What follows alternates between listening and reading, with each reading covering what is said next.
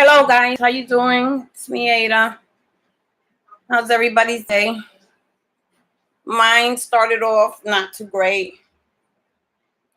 But I did start feeling better around 10 after I drank my matcha tea, but I was still feeling like, I don't know, like crap. And then, I'm gonna be honest, I took a painkiller because I have to take my dog out. I can't be fucking driving, slagging, and I don't even know if it's pain, but whatever it is, it just helps me fucking move around a little bit. Um, it wasn't kratom, so which I'm trying to get rid of, but I'm still not feeling like all of that. Like, folks, this is fucking like it's getting a little hard for me, and I'm getting like fucking confused about what I want to do. I need to talk to the psych doctor. I don't want to be on this Klonopin shit, but I know the detox of that is horrific. I want to see if I could cross over back to Suboxone or something. I don't think I have the will for that benzodiazepine. I want to taper, but I don't know. I just don't know. Yeah, I might need my depression pills. That could be it. I don't know, because my mind is clear though. Don't get me wrong. I take my calm support at night. That's what gets me through the night. But in the morning, I take my Klonopin, which for me, I mean, it's not overriding the kratom. It's not making the kratom feel any better from detoxing from it. I'm just not going into benzo withdrawal, which is good because I just reinstated on that. I had no choice. But something's fucking with my head right now, and it's really fucking gnawing at me. I have to take my dog to get a shot. I don't want to go outside. Like, what the fuck? Like,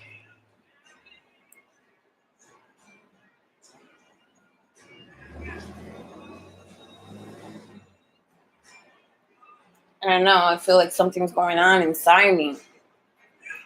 I don't know if it's because it's day 5 or what the fuck, but fuck, I don't like this feeling. Like,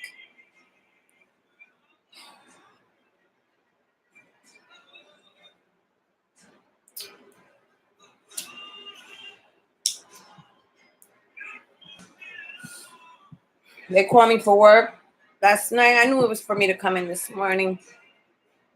Not, not the way I'm feeling.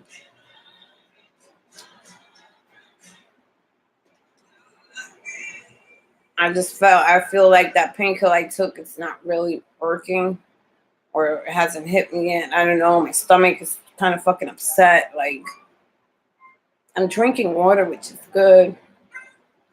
Try to get myself together so I can go outside and gotta carry this dog in a fucking one of those bags that I bought. It's not heavy, but when you're fucking coming off of shit, your energy level is like really fucked up. I can't wait for that Delpha thing to come in because I heard so many good things about it, and I'm tired of feeling this low fucking energy shit. I'm dealing with the kicking and the restless and the anxiety, and the Klonopin's supposed to work for that. And for me, I don't know why, but it works sometimes and then it doesn't. Like, could it be because I was on 6 and went down to 2? But I'm not in withdrawal from not having the 6, so that's a good thing. So why bother to go back on the 6 when I'm not really kicking? Or like my body's not asking for the 6, or I'd be really sick as a dog right now. Like, yeah, those who know, benzo will knock you on your ass. Hold on 1 minute.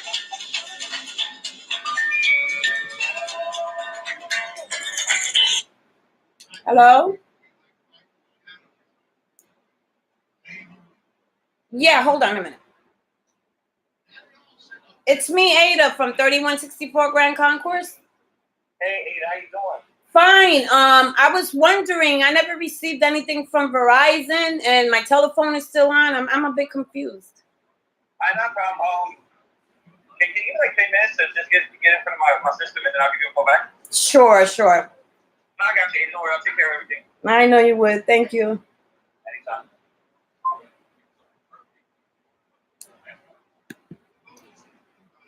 This was recording. I was calling my Verizon guy, who my Verizon was supposed to be taken off on the 7th. I was supposed to have my new equipment and it's not there. Like, I don't fucking understand this shit. Like, you know, it's a little cheaper for me since I'm not working an extra day like I was because of this fucking annoying fucking physical or non-physical thing, or it's just the fucking energy will fuck with you fucking mentally. It is fucking with me. It's fucking with me so fucking bad.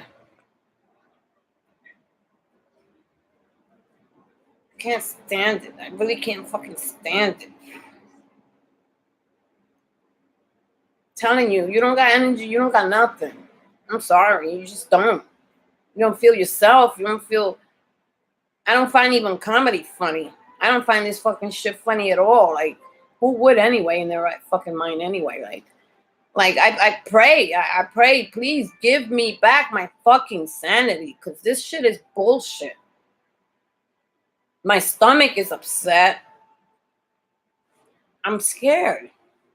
I'm fucking scared. I'm scared of the days ahead. Okay, it's 5 days, no crate. I'm fine and well. I felt it a little bit last night, but when I took the calm support, that's why I said fuck that 10 o'clock. I took it early, but I woke up at 4 o'clock in the morning.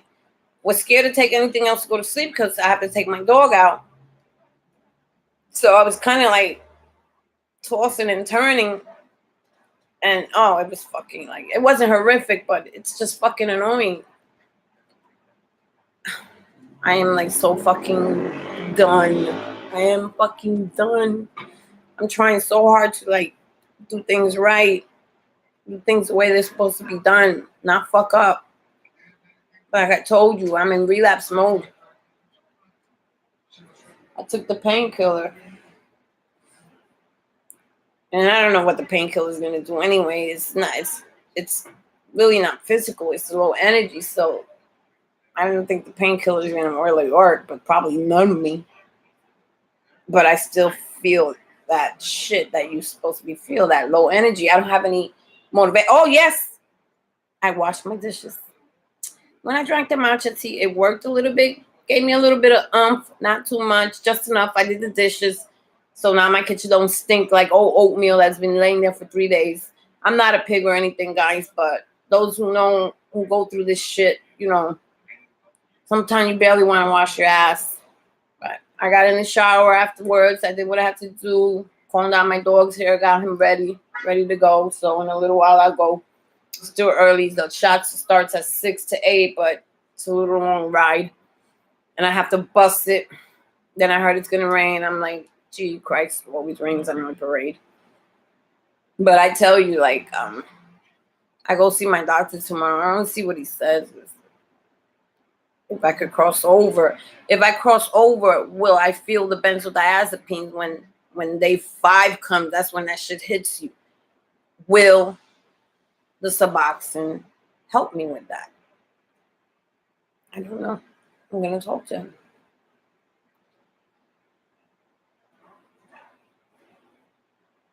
I don't want volume. I don't want none of that. I don't want none of that. None of that. None of that. I just want me back. I was thinking about moving to Connecticut. You know, my cousins are sending me some job referrals and stuff. And how could I go? How could I go? I'm afraid to go to another state where a doctor will say, oh, I ain't giving you no Klonopin. That's my worst fear. That's my worst fear. That is like one of my worst fears. Like I heard this girl went to detox. They gave her kratom. She has 14 days clean. So when I actually like read the thing pretty good, I was a little confused. You know, she said, but then she said 7 days clean from any kind of pills or whatever. So she really got 7 days clean. I guess she's counting 7 days clean from kratom, but she said she still feel a little ill here and there. I guess the physical part of it was much too much. I guess that's why she went. So I have Suboxones, but they help every now and then. You gotta be careful though, because you still gotta, deal with the energy level thing too. But you don't want to go back and get another fucking chippy of fucking.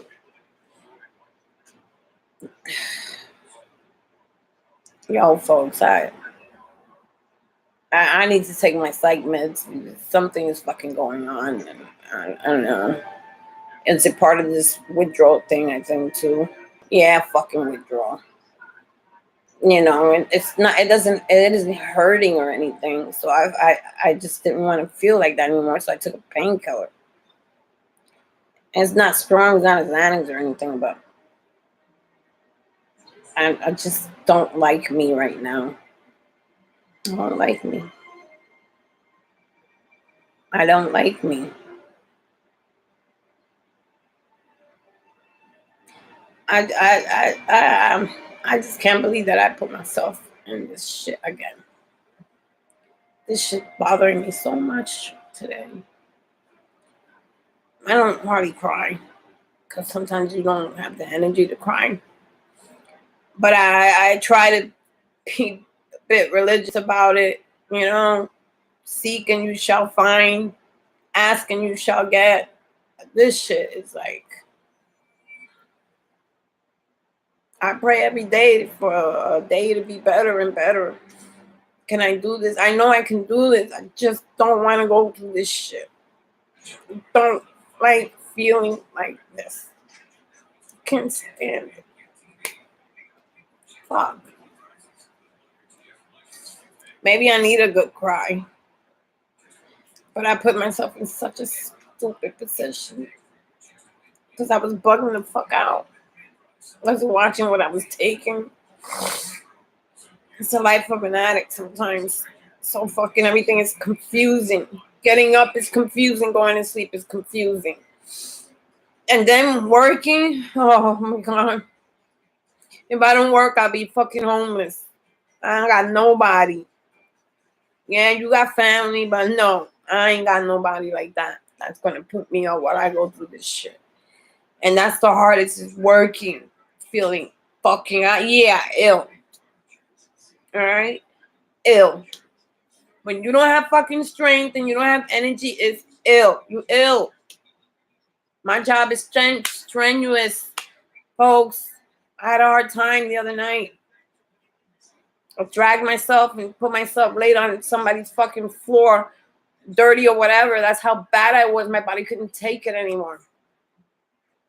Thank God I managed to get through the day, but Friday I go to work. I can't take another fucking day like that. Maybe I need to switch to, full time. I mean, day, because the nights, some reason it's like sundowning. When that fucking sun comes down, it's like this shit starts acting up. Like, what the fuck? I mean, I'm not bad now, but I'm still not in a good place. It's gonna be like that for a while. I'm just tired of it. I'm buying whatever I could buy, and like, I gotta work because I gotta pay my credit cards. I'm not in jeopardy or anything. I got a good score. Thank God for that. If anything gets paid first, is that rent and then them credit cards. You send them something, they'll be off your ass. I'm not in that type of jeopardy or anything. Took me a long time to repair it, and it got repaired. But what I'm saying is, like, these fucking, like, sometimes you wake up and you wish for the next day. You wish for the day to hurry up because that's another day you got on your back. One more day, Ada. One more day. One more day.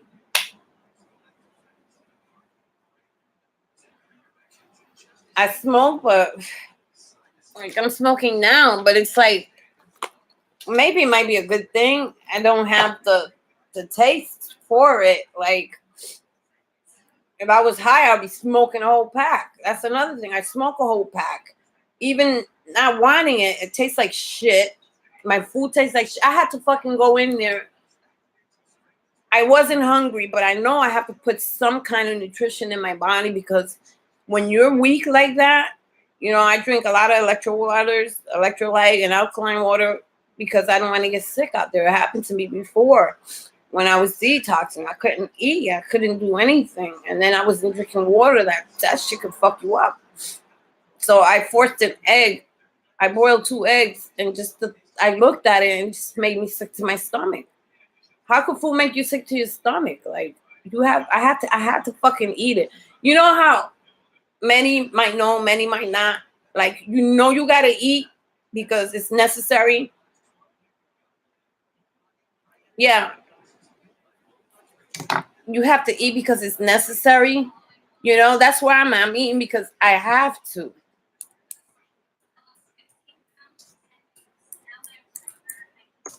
You have to eat because you have to. So I ate that egg, just my stomach turning. I went into vomit, but I had to fucking eat it. I had to eat it. I'm having a fucking hard day today. Pete, like I was okay when I woke up. I woke up at 4:30, and I felt it like, oh fuck,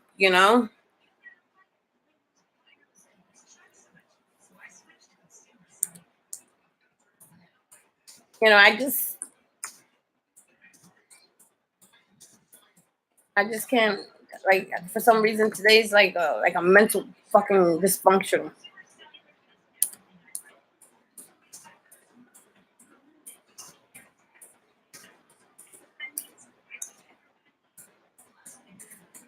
I need to learn. I need to look up what can I eat, so I won't get myself sick.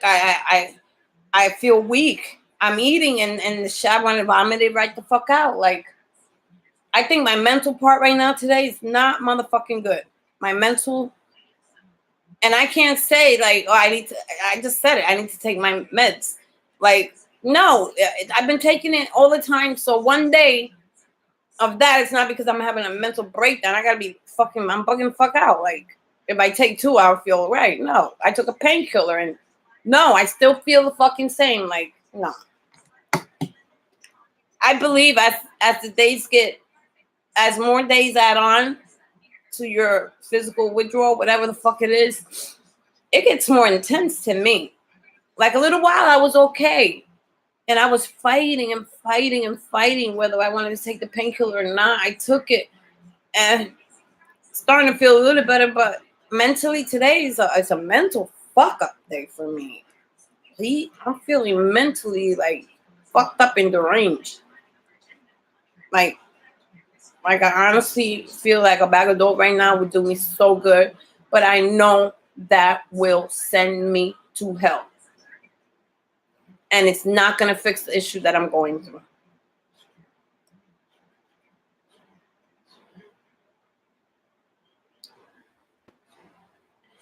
Wow. So today is just one of those.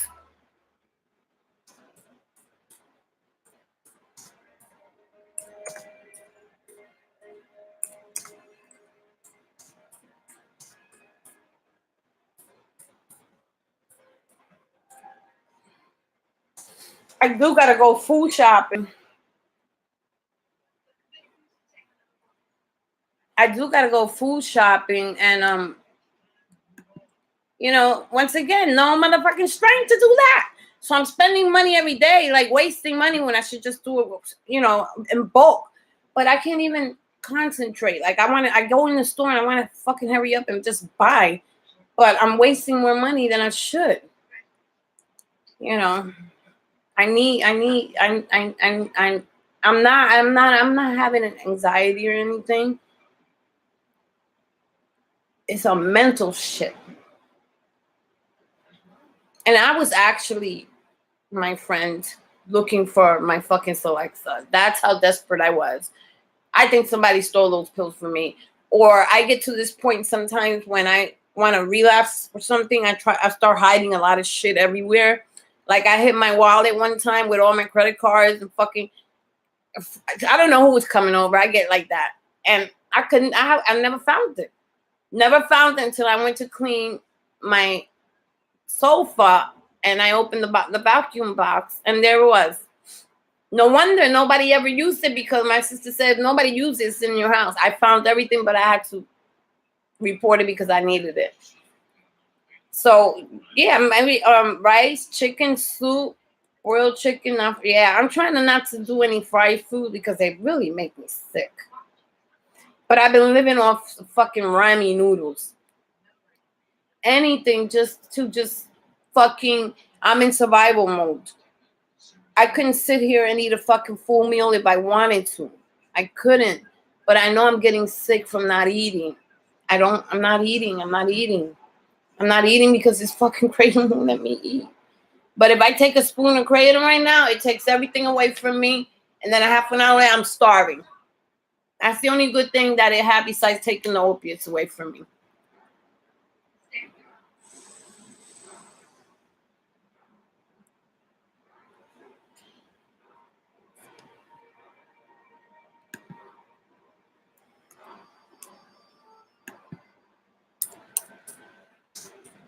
But like I said,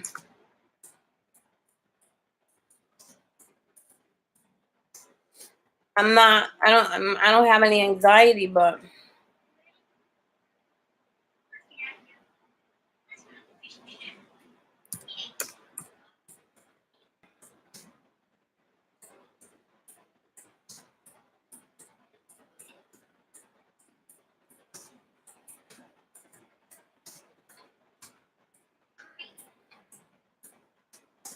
today it was freaky because I woke up with fucking fear. Fear of I don't know, fear of the unknown. I don't know. Like actually, really, seriously, I'm sick of getting up like that. If it wasn't for that calm support, I'd be fucked up all night. Because I know I'm still in the beginning stages of this stuff coming out of me. Okay, it could be worse. You know, I know I'm complaining, but right now mentally, my mind is a little fucking shut off. The calm support really, really takes a lot of the shit away, and it helps me sleep. I get more sleep on that. Like if I don't take that, I can't take my other pill because that makes me feel drunk. If I don't take that, that has ashwagandha in it, valerian in it. It has all sorts of stuff, magnesium. It's a great product, a bit expensive, but it helps. But what I'm saying is like I just want to be me again, me. And this shit is like, I don't know. I woke up with fucking, I don't know if it's panic attack or whatever, but I felt very funny and clear headed, fucking funny. Like, and mentally, I was tired of it.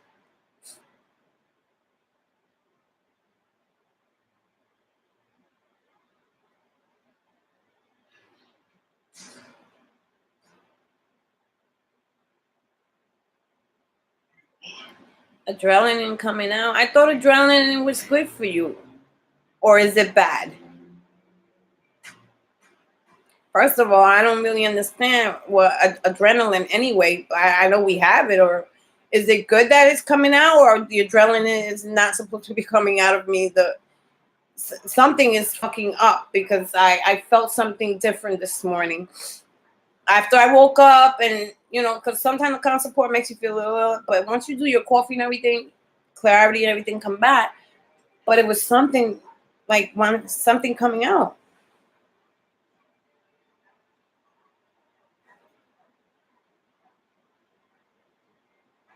Oh, shouldn't my adrenaline stay in instead of staying out? Like, wow.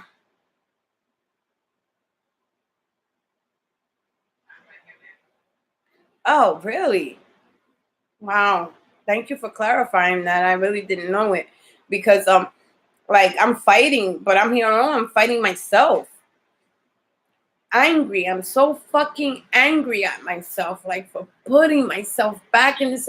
I could see if it was heroin, methadone, fucking crack. I don't have a problem with none of that shit. I have a problem with fucking prescription drugs and the fucking kratom. That's right. There you go. I said it because somebody made a stupid remark about me bashing the kratom community. You know, like, fuck you if you see in my video. I don't like comments like that. And if you really, really, you know, saying things like that, look at the videos.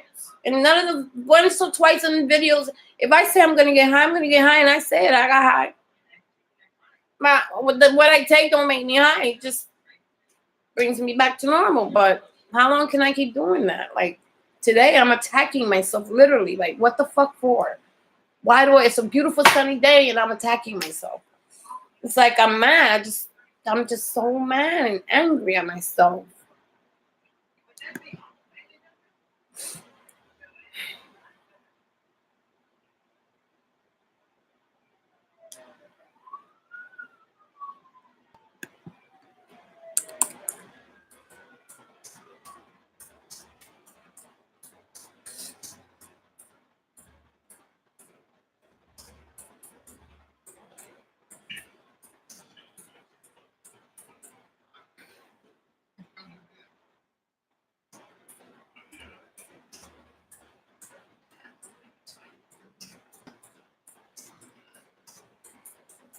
Earlier, I said I felt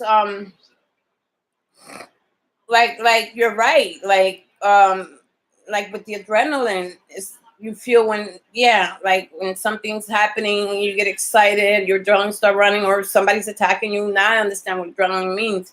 That's how I feel. But and I guess in a sense it's really real what you're saying, but in a sense, like I told you, I felt something inside, so maybe that's where the adrenaline started running, because I felt something was attacking me. I just woke up after feeling all right. By 11 o'clock, I was okay. Well, something like a fucking something was coming out of me that was fucking making me angry, attacking myself, and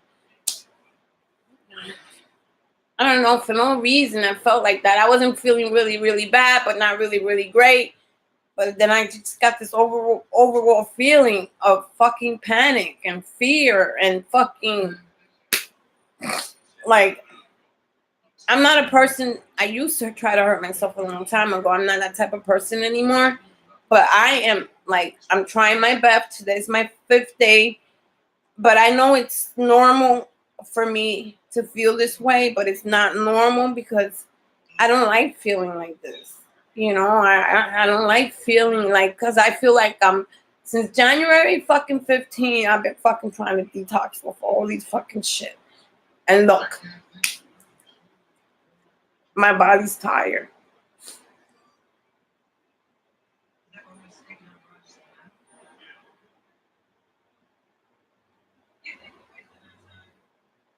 Yeah.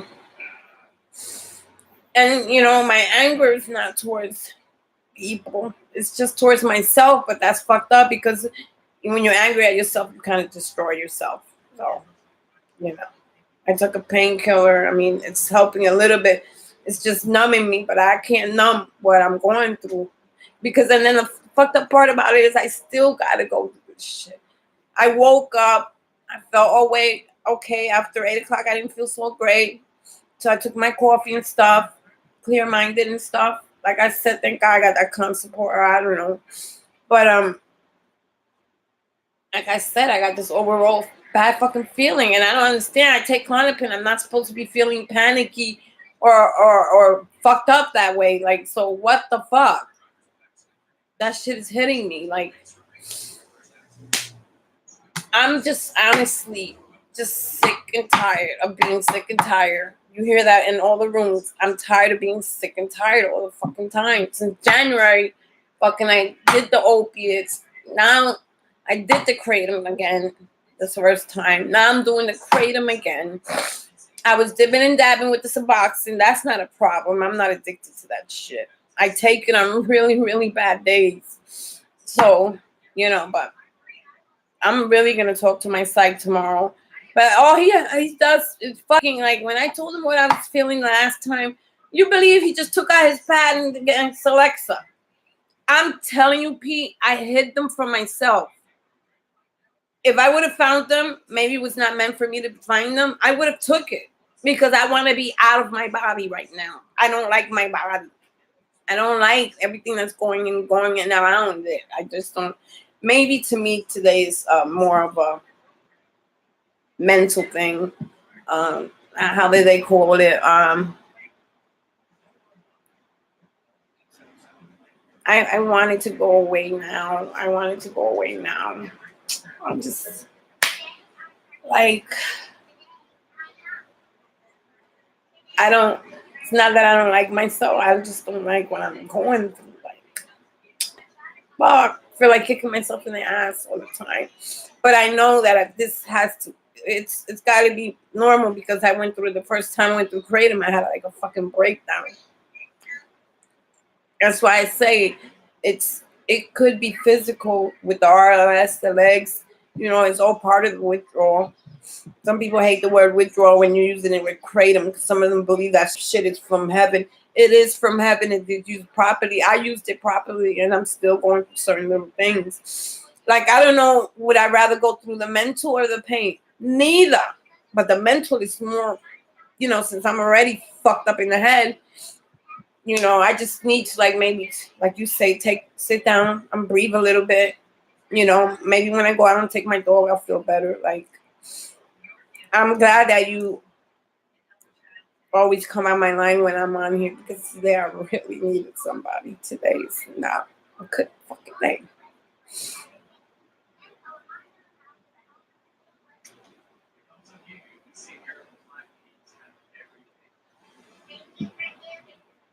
Yeah, I understand. Let the past be the past. This is the future. At least I'm fucking trying. I know I will succeed, but it's just those things that you go through. You fucking go through it. I try to reach out to my family. They understand, but I don't think they really do because they don't know the life of an addiction. Only me and my one sister does. But yeah, that was on my mind not too long ago. When I was sitting down and I took the painkiller, it's been about an hour. I said something's not right here because okay, I'm not in benzo withdrawal because believe me, I felt that.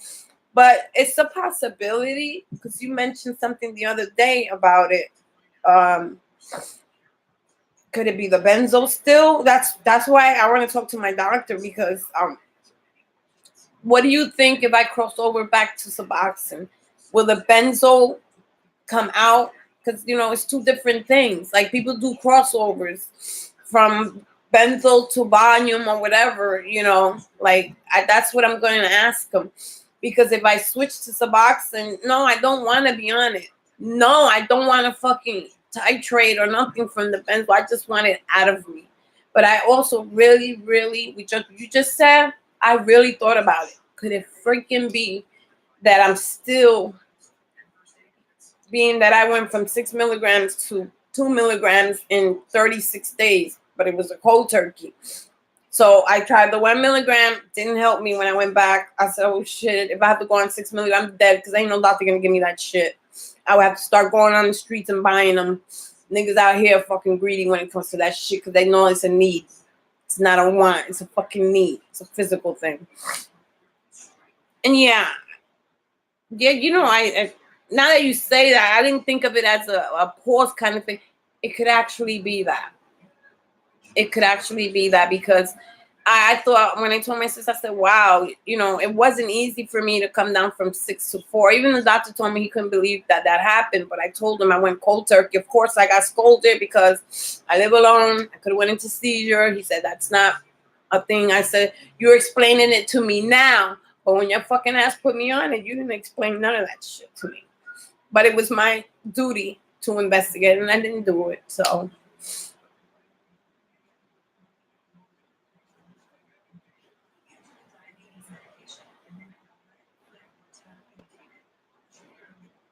yeah, I know the pause will go away, but yeah, I've been thinking all morning about that. But let me ask you, if I do switch over to Suboxone, it takes like 4 to 5 days before your body realizes that there's no benzos in it, and that's when the fucking withdrawal start. Will I go into withdrawal or will the Suboxone stop it completely? And like you say, I could be going through pause. I thought of that. I really thought about it. I said, could it be possible that I'm not withdrawing from the benzo right now, but could it be a possibility those 6 milligrams that I took that I'm pausing from the 4? That's a good answer there. I did think about it, but I didn't speak on it. But That could be probably what's going on too.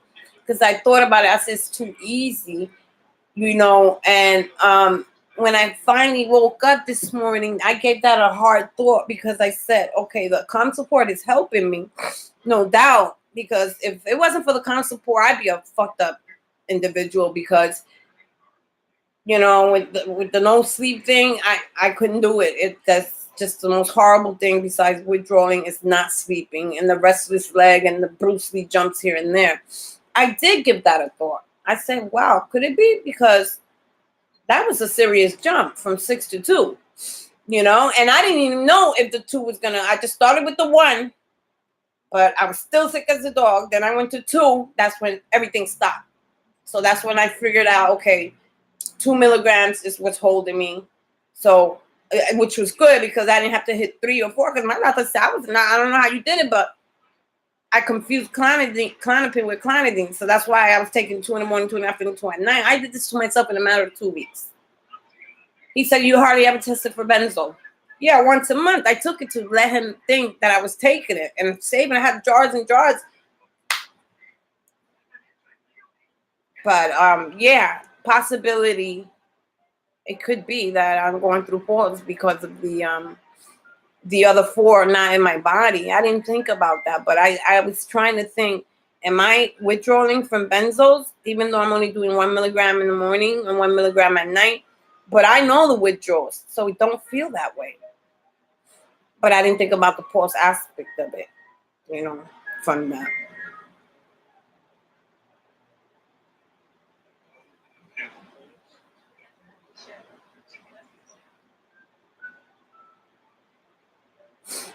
Yeah, it is a really big jump.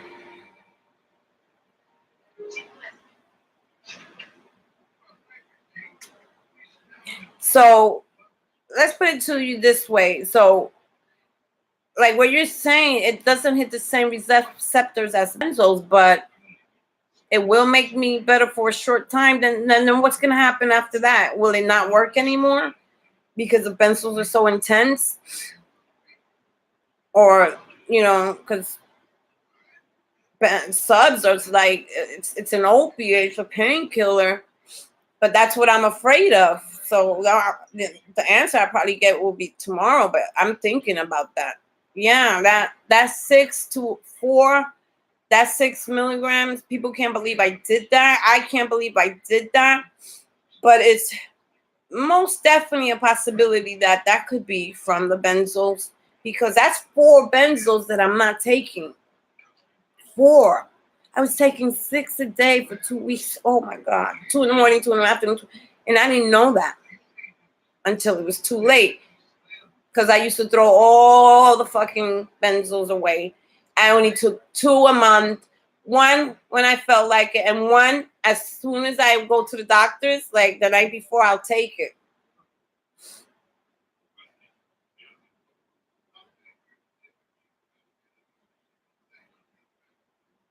Oh my God.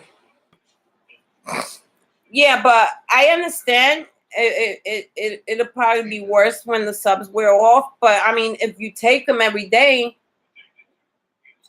could it be a possibility it might work? Like if I start at 8 milligrams a day, I think it goes up to 32. The most they give you is 32 milligrams. Like, do you think that it might override the benzo if I take it every day?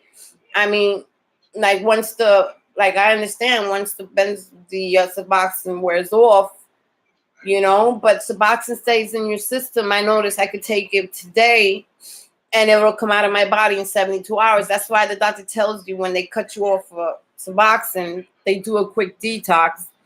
But people got it confused because they think once the doctor cuts you off, he'll take 6 months like a jerk, like an asshole, which didn't make any sense to me. That's why I jumped cold turkey off of it. Because I said, one day I didn't do it for 3 days. I said, oh, right, I don't have to take my meds like that. Because I was still feeling good for 3 days. Then the 4th day, I said, wow, I felt like I needed it. So, okay, my body's dependent on it. That's what I take. So, but what I'm saying is, if I take it every day, is there a possibility that I might be able to do that.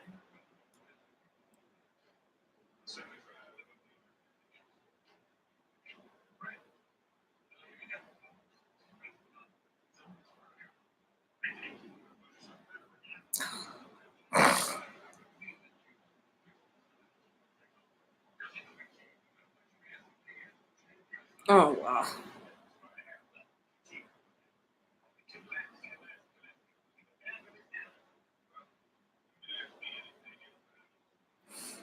Yeah, that's true, but I don't have a well, it doesn't make a difference. I don't have a habit of opiates anymore. I was just thinking, what can I do to replace the Klonopin? Because I made, I need to stop at 2p. I need to stop thinking about what's going to happen the next day. I have a bad fucking thing about doing that. Like, I'm really, really fucking scared of these benzos. And if I can jump to anything else other than benzo, I'll feel better. But medically, I don't know. Only the doctor would know. But then it would be a shame if I do take because he asked me what I wanted to do. What can I get? Do I want to go on volume? Like, what the fuck? Why would I go on volume? He said something about it being like benzo is short acting, but for some reason it stays in your system longer.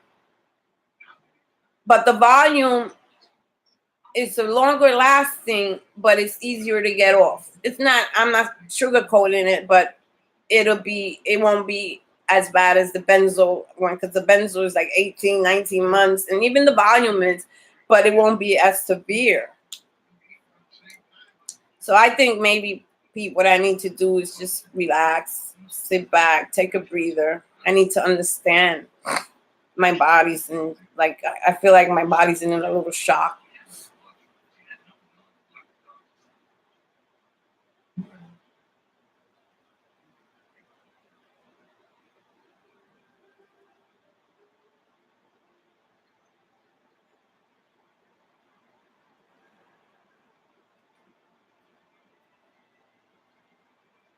Oh wow, Syrian.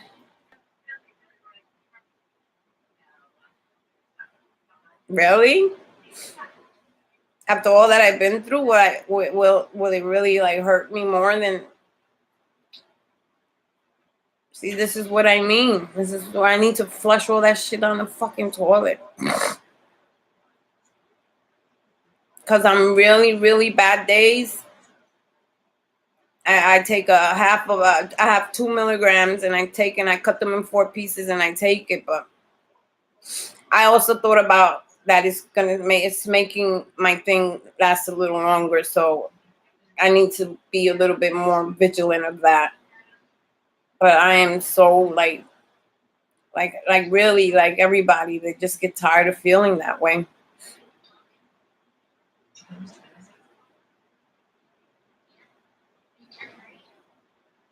Yeah.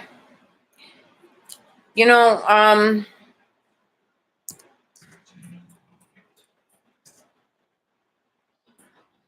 I really think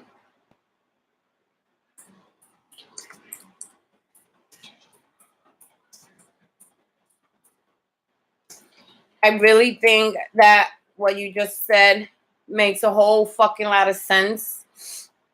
Now that I'm a little more calmer now. Thank you. Your opinions and everything you say to me matters so much.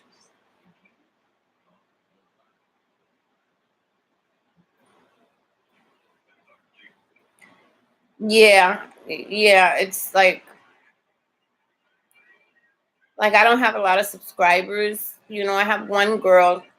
She's always in contact with me. Every time she sees my videos, she always has an opinion. I listen to her, and you're like my number one fan, because when I'm on and I tell you how I feel, or like I say it to the YouTubers, but I have certain people in mind that when I speak, I address them. I'm always thinking about them. But you did make me feel a little better.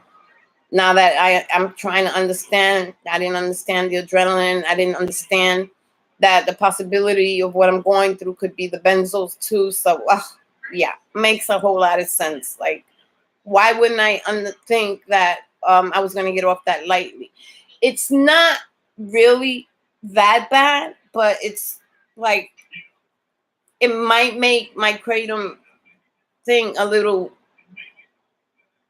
a little longer. But after a while, it can't be the kratom anymore. Like, yeah, I'm so glad that you said everything you said to me. I'm really happy you said that because I'm understanding a little bit more of what I'm going through, and I forgot about those other 4 Clonopins, and only when I took a shower I kept saying I took my Clonopin. Why am I still feeling that way? But not a serious withdrawal where I would really have to shove those 6 in my mouth. Not like that. It's doable. But in the meantime, it just makes me feel really fucked up, because I'm doing the kratom at the same time. But I also asked a question today. I questioned myself, like, Ada, is it a possibility that when you did that big jump, because it was big, from 6 to 2, and not think that nothing's going to happen? So I honestly think you hit the nail on. You hit the hammer on the nail, or the nail on the hammer, whichever way they call it, that I could be going through pause from the benzos too. That's a possibility too. So, because even though I feel okay, for me, the Klonopin, what it does right now, so after that 36 days, it stopped the withdrawal. It makes me feel normal. I do actually like the way it makes me feel, but I'm just so glad that I didn't have to take any more than those 2. But I had to feel it out.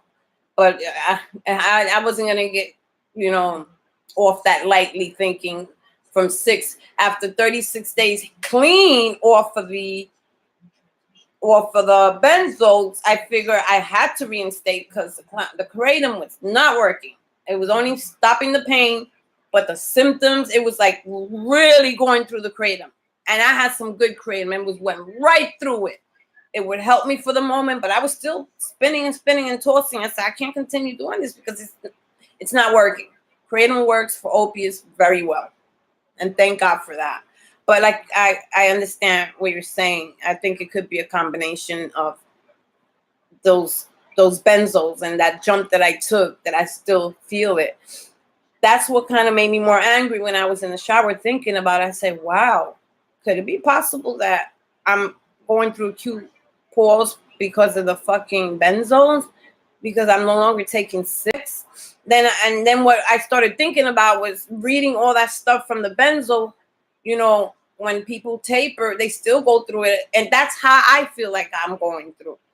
Like I tapered and still going through some little rough spots. But you hit it on the nail. You hit the nail on the coffin, or whichever way you say it. It's food for thought for me. Now I'm understanding a little bit of what might be happening to me.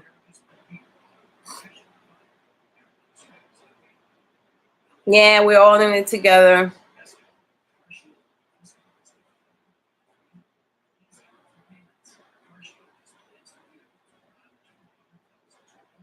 Okay, what do they call like, okay, acute is really physical, right? Now, post-acute withdrawal is pause. So where am I at? Like, acute is bad. Yeah, benzos are the worst. Yeah, today was a real emotional day for me, and like there's some days I'm okay and I fight it and I make it. But I feel much better with everything you said. You calmed me down a lot. But I heard a meditation, and I just kind of like not laugh the people off. Oh yeah, whatever. I'll meditate. But some people actually say meditating and breathing techniques actually work. So that's what I needed to do, was breathe. But to me, in my world, that's corny. What the fuck is that gonna do for me? But they say the breathing exercise does help. So I'm gonna try that. I'm gonna look it up on the meditation and stuff.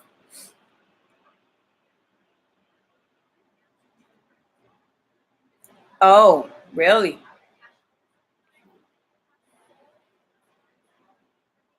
So that acute withdrawal, that's what that means. It's the part where you're the worst.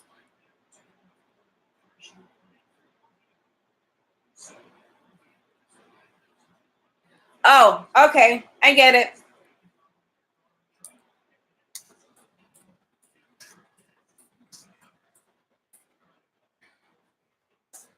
Thank you for breaking that down to me. Okay, so acute is the worst. Post acute withdrawal. All right, that's pause. Acute is where you are the worst. I mean, the first thing. Oh,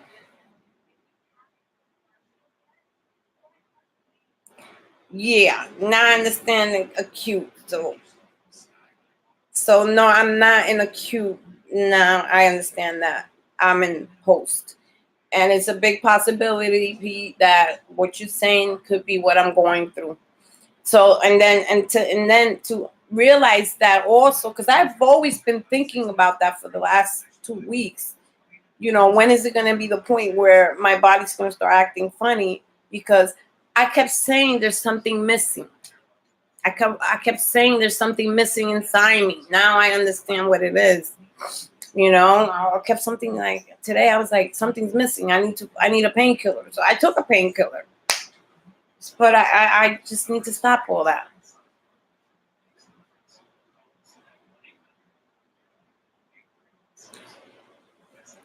Yeah. Oh boy.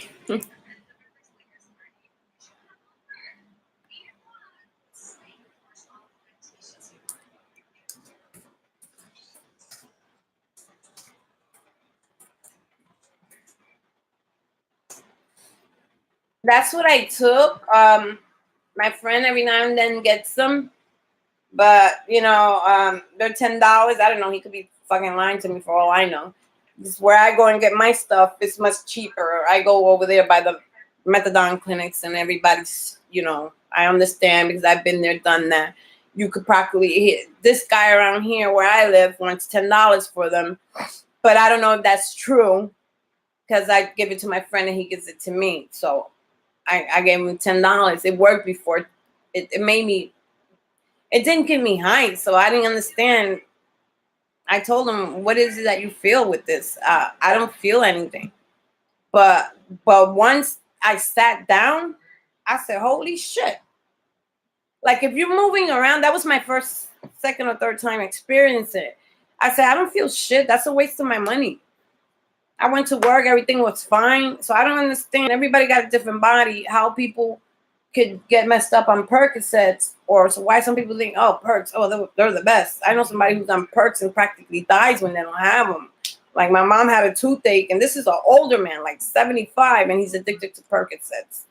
And my mother won't touch them because she's an ex-addict. And she said if she touches them, it might just open up a can of worms. People are like that in addiction. They refuse Percocets or whatever. She gave them to him, and he wanted to kiss my mother all over. Like she was like, "Oh, what's up?" And he told her, what he was going through. I said, "Perks do that to you?" So I went to work anyway, took the perk, and I was like, "Oh," I said, "I'll be honest with you, Pete. I took it to get high. Dentist gave it to me. I never really took it. I took Tylenol. I didn't take the Percocets. They were so old, I threw them away. But when I actually sat down, I said, "What the fuck is this shit?" It was like a rainbow and a rush came over me, and I started feeling high. I was like, "Oh shit, fuck this." I had to get up and move around. And if I sat for more than 15, 20 minutes, I was nodding like a real dope head. I said, "This is what people are looking for." I took it because I was going through something, and I felt I need a painkiller. And I haven't done Percocets in like fucking years. So I told him, I don't know. When he called me from work, he said, "How are you feeling that perk?" I lied to him. I just, rubbed it in and said, "Oh yeah, this shit is good shit." Yeah. But I was like, "This is bullshit. I will never get $10 for this again." But when I sat down 15, 20 minutes later, just in a sitting position, wow, that shit just rolled. It like snuck up on me like acid or something. That said, oh shit, this is what people think. This is what it is. I was so fucked up. And every now and then he asked me, hey, you want a perk? I'd be like, no, that's all good. He said, you could keep it in your emergency stash. But for me, since I'm going through all these feelings, those things are not good for me to have around.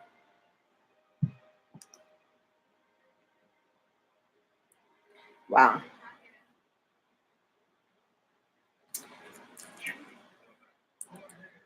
Let me ask this. I'm going to ask you this question.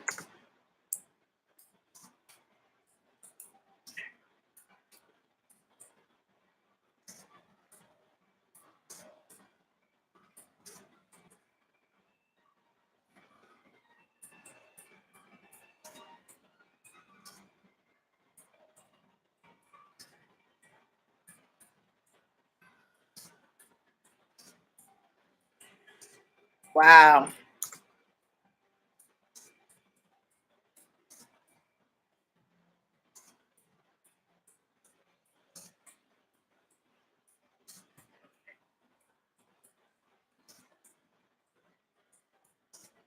I want to know if you have any experience in that.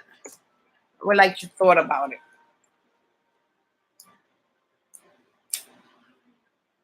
Well, P, I have to say you made me feel so much better.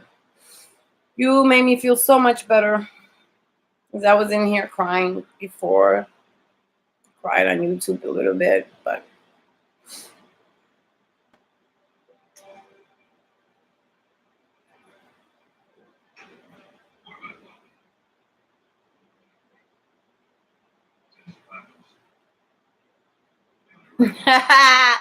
yep. Life of an addict, life of addiction. You know, I'm a believer. I'm not a non-believer. They have a saying, once an addict, you know, the people can be rough on people with addiction, or even if the person is clean 20 years or 10 years or even got 5 years under the belt, people are so mean. Once an addict, always an addict. I have to say no to that, because, okay, you was an addict, but you're no longer an addict. I don't like that part where I'm an addict, once an addict, always an addict. No. To me, once you leave it and your addiction is gone. You know, if you need NA to still stay sober, all well and good. But I don't believe that once an addict, always an addict. I don't believe that. I just don't. You know, there was a saying somebody posted on, which made sense because it was sad, because it was about me, maybe you, not you per se, but others. And they had a picture of a person, you know, getting ready to shoot himself, and the saying was that they don't feel sorry for people in addiction, and, you know, actually bashing addicts, saying they don't feel sorry for people who are addicts or battling heroin or anything, because it was a choice they made themselves an addict. I took that kind of fucking personal. But then you have to think about it. If you don't pick it up, you can't get high. But sometimes it runs in the family. It runs in my family. I don't know if it's hereditary or it's a loose nut or whatever. It is what it is.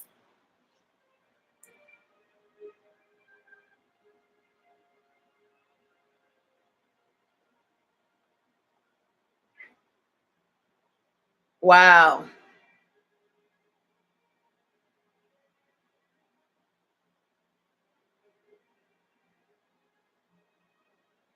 Yeah, our minds are like, you know, when I got clean off the Suboxone, I'm gonna be honest with you, or with everybody. I didn't feel right. Now, my sister congratulated me and everything. After 4 years, I finally, you know, but there was one question in my mind. I didn't realize who I was. I didn't, looking in the mirror, I didn't know who the fuck I was. So for 4 years under a substance, which made me feel good, made me feel talkative, wide open, all of a sudden, like, I stopped being all very social and stuff. I didn't know why, you know, after the pause and everything, I still didn't feel right. And I told my sister, I'm still, she said, you're off to that shit. You've been off of it. March 15 was my clean day. That was it, no more. Then after a week later, that pause hit me. I didn't know what the fuck was that. I had to look that up. And then I couldn't understand what it was. Why after a whole week, after the kratom and it was done and the opiate was done, a week later, this thing just hit me. Like all of a sudden it was like boom, like somebody threw a truck on top of me. It happened when I was on vacation. I said, what the fuck is happening to me? We looked it up on the computer and bang, there it was. Post-acute. I said, what the hell is that? I said, I'm finished with all that shit. She said, no, that's what happens after the drugs leave your body. You go through a little mental thing. I was like, I was angry and I cried because I just went through the most horrific thing and now I still got to go through it. And yeah, that's when I learned about pause.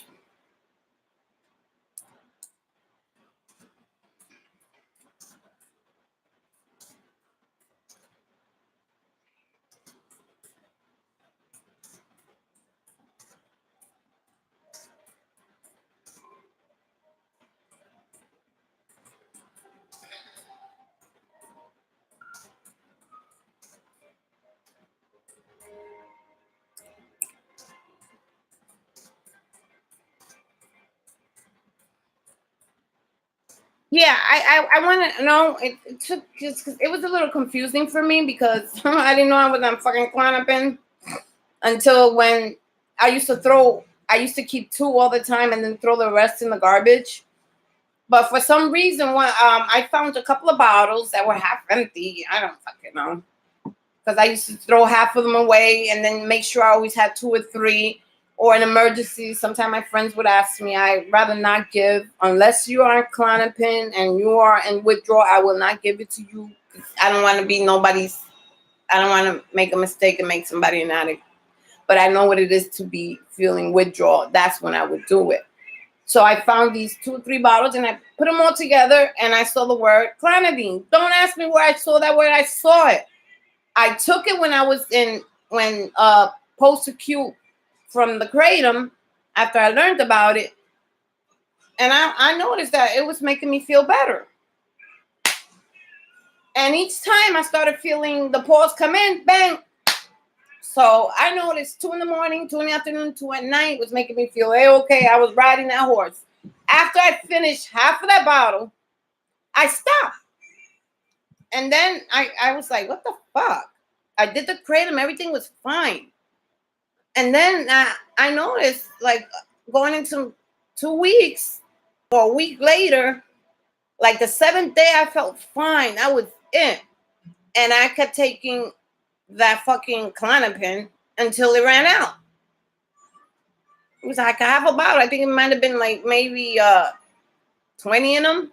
And I did them in a matter of like from 7 to 12 days. After the 12th day, I was really done with the kratom.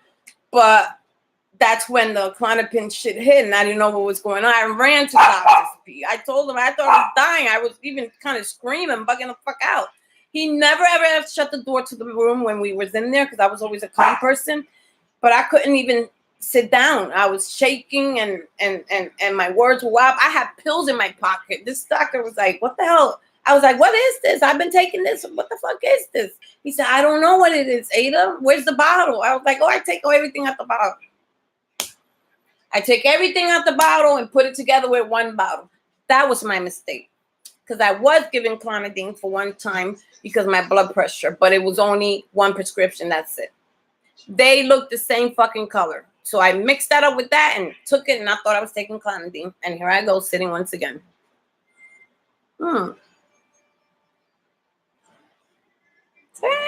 I like that number.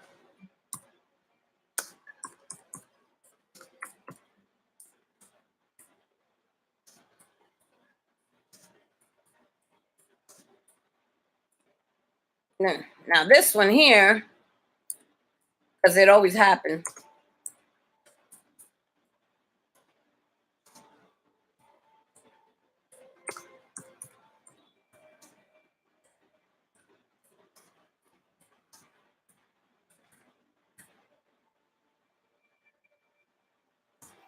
That's the question. I wouldn't know. Okay, that's why I say I knew something was wrong. I was getting better, but when I ran out of the Clonidine, which I thought was what I thought was Clonidine, what Clonidine was Clonopin. When I ran out of those, I felt good for the whole week after that. And because it usually takes about 5 days when your body really goes really crazy. After 5 days after I ran out of the pill, I started getting sick. Fucking sick, fainted at work. Thank God her son was there. I was bad. I ran to the fucking immediate care. I didn't know what the fuck was going on. So I'm glad that you say that.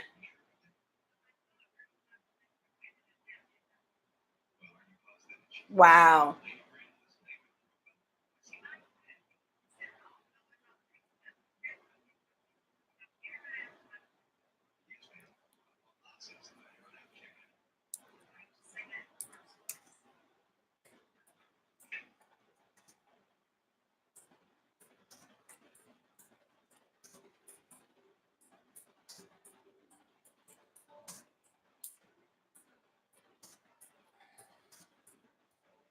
Wow, that's something. And our minds are something.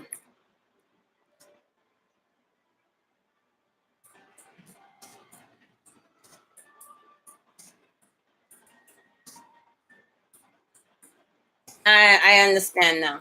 Right. So because I didn't know that you get pause from kratom neither. So that's what I thought I was going through when I started feeling it. Like about the fourth day, I said, "Oh, it's pause." But I said when I went through pause with the opiates, which I did, thank God it wasn't a long time. It's my maybe like 10 days, on and off. But eventually that stopped. But oh wow.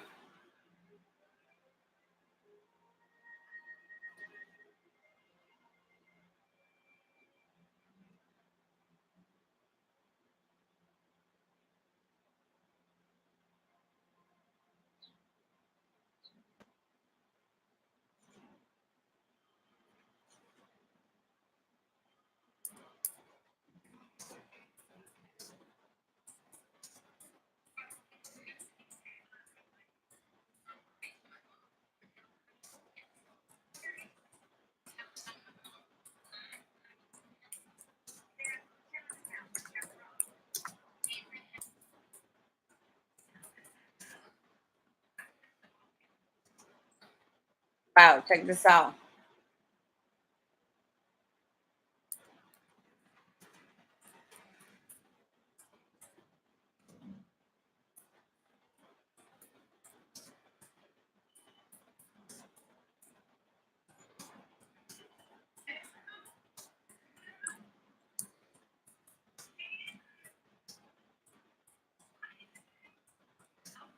Wow, this is something. Our minds are terrible sometimes.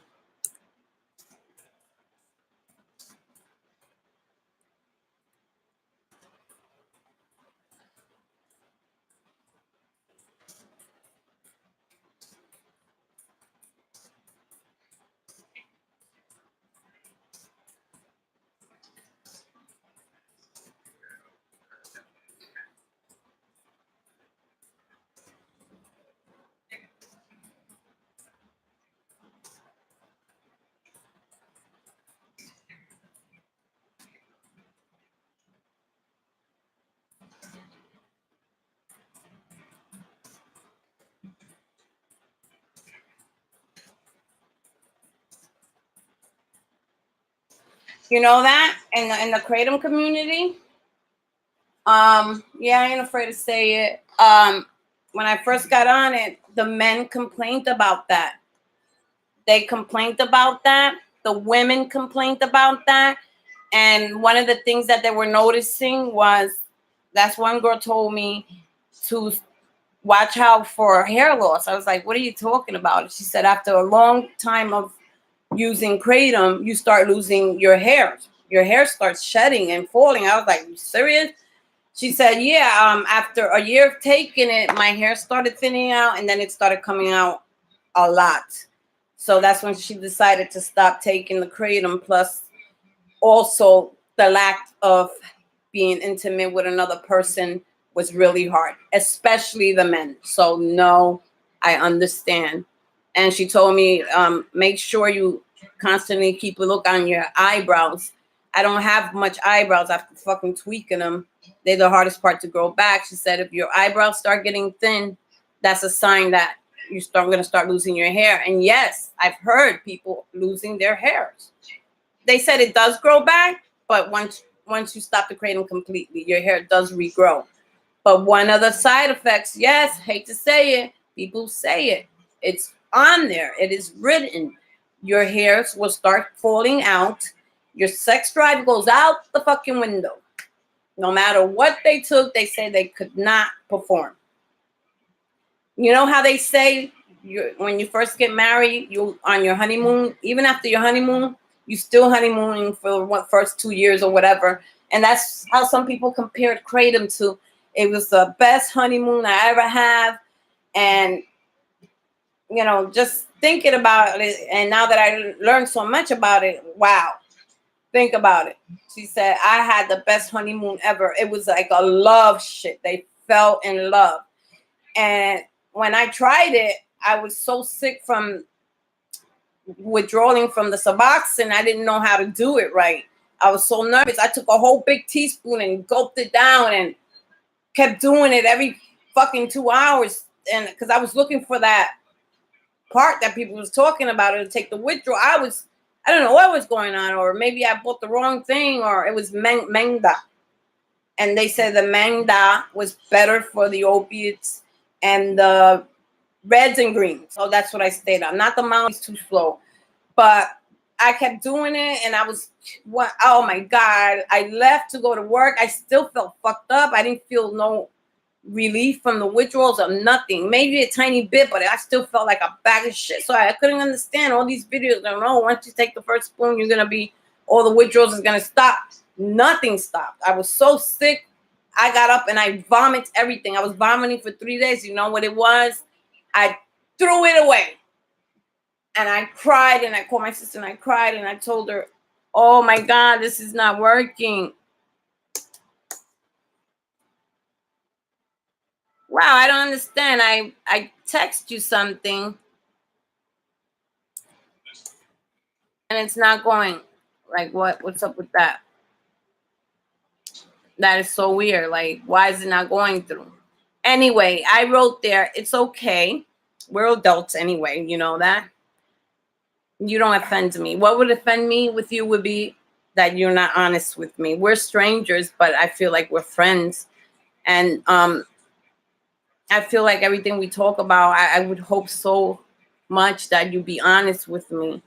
And what I've been going through this morning, I don't think that I'm being misinformed by you in any way. It's food for thought. And now I'm kind of understanding what could be the possibility, which probably is the possibility that I am going through the pause with the less than 6 grams that I was taking. Now I'm kind of understanding what it is. And yeah, I heard it through my kratom group that the men and women told to me, well, they tell their stories that they start losing their hair. I was like, what the fuck? I was like, yeah, that they started. But this is coming out of after like maybe 8th or 9th month. It starts off gradually, but they said after a year or two, you will have, your hair will start falling out, your eyebrows will start falling out, and your sex drive goes out the window. So anyway, I typed you that, and for some reason it doesn't want to go through. I don't understand why, but it's okay. But what do you think about that? Are you still there? Yeah, it does messes with your hormones. I'm gonna write you something, but for some reason it doesn't want to go through right now. But oh shit, I don't want to mess it up. It's kind of personal. I don't want to say here. I just want, the next time I get on, I'm gonna talk to you about it.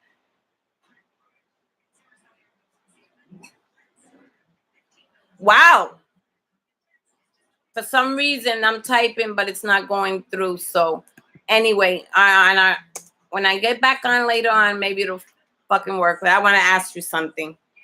but I don't want to say out loud. I was just, gonna type it to you. But for some reason, it doesn't. That last paragraph wouldn't go through.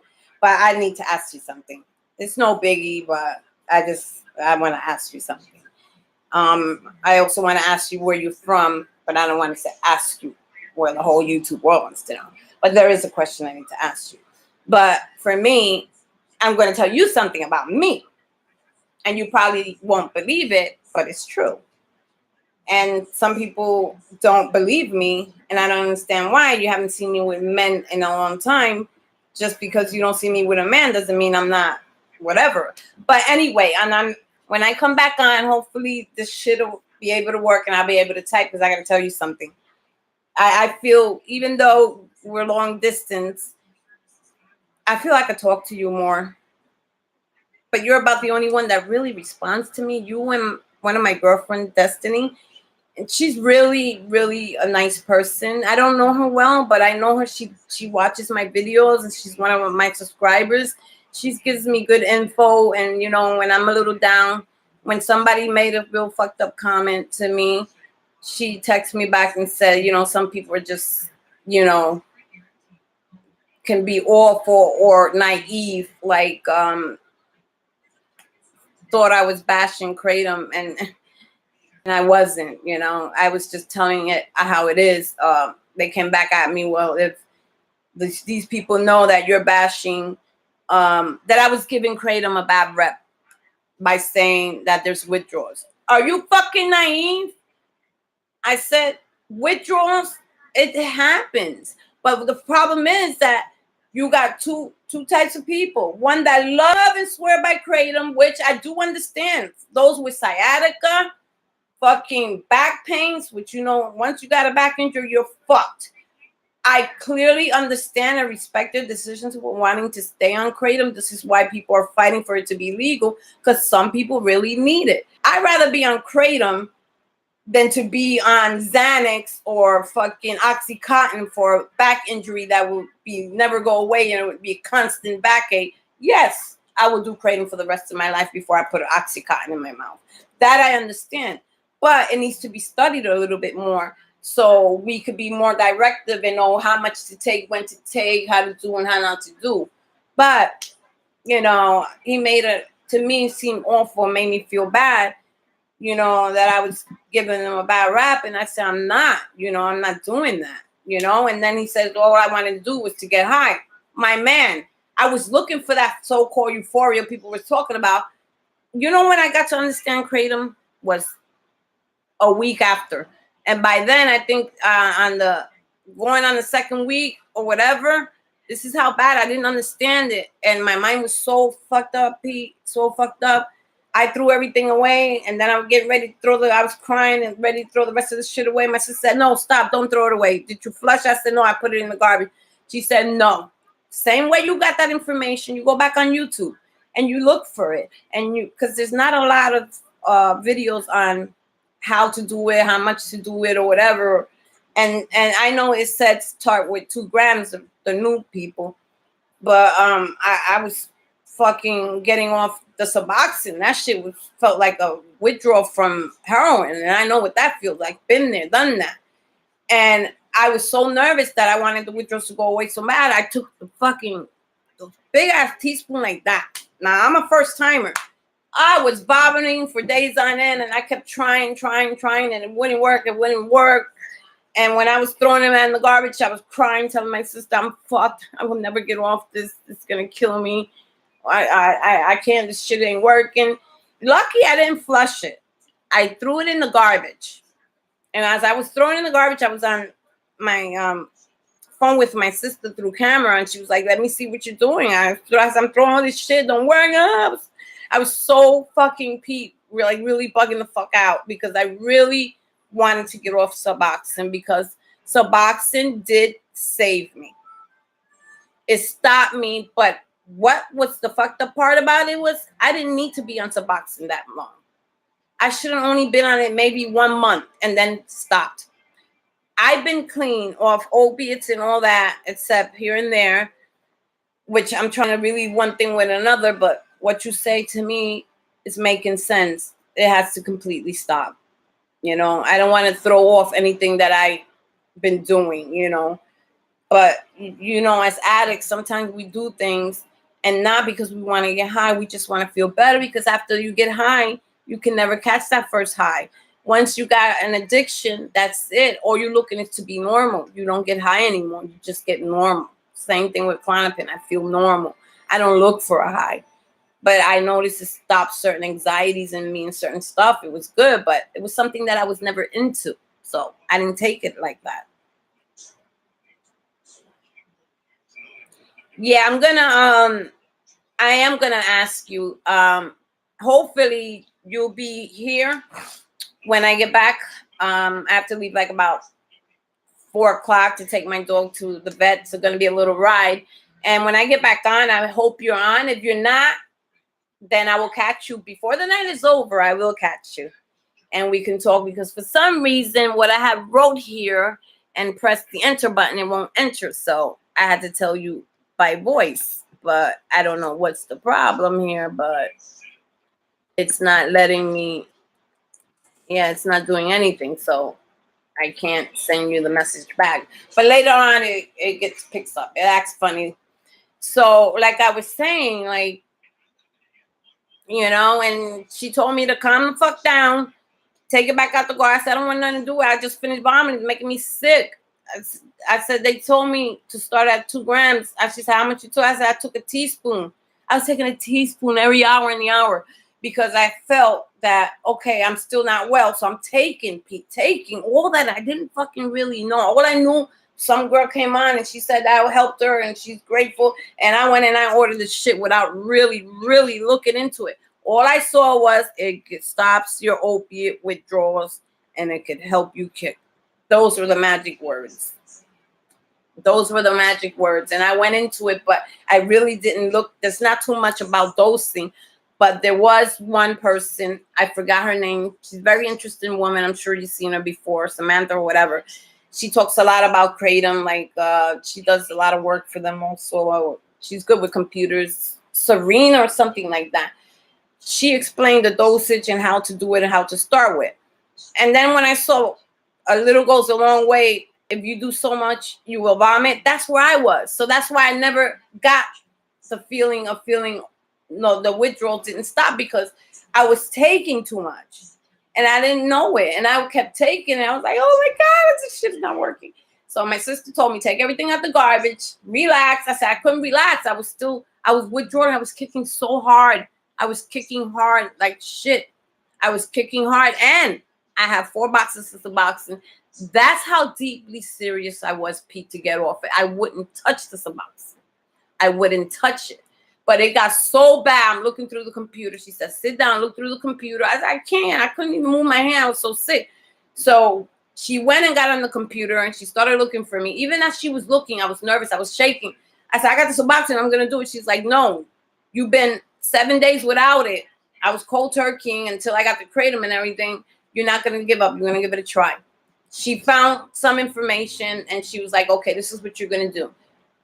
You already vomit everything. Wait a half hour and then you do 2 grams. I said, I don't even know what the fuck 2 grams is.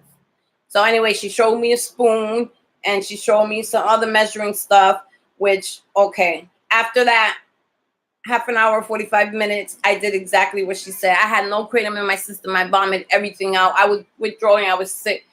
So I didn't like the toss and wash, but I guess also because I took so much, it made me so sick. I didn't like it. She said, make a nice cup of hot tea.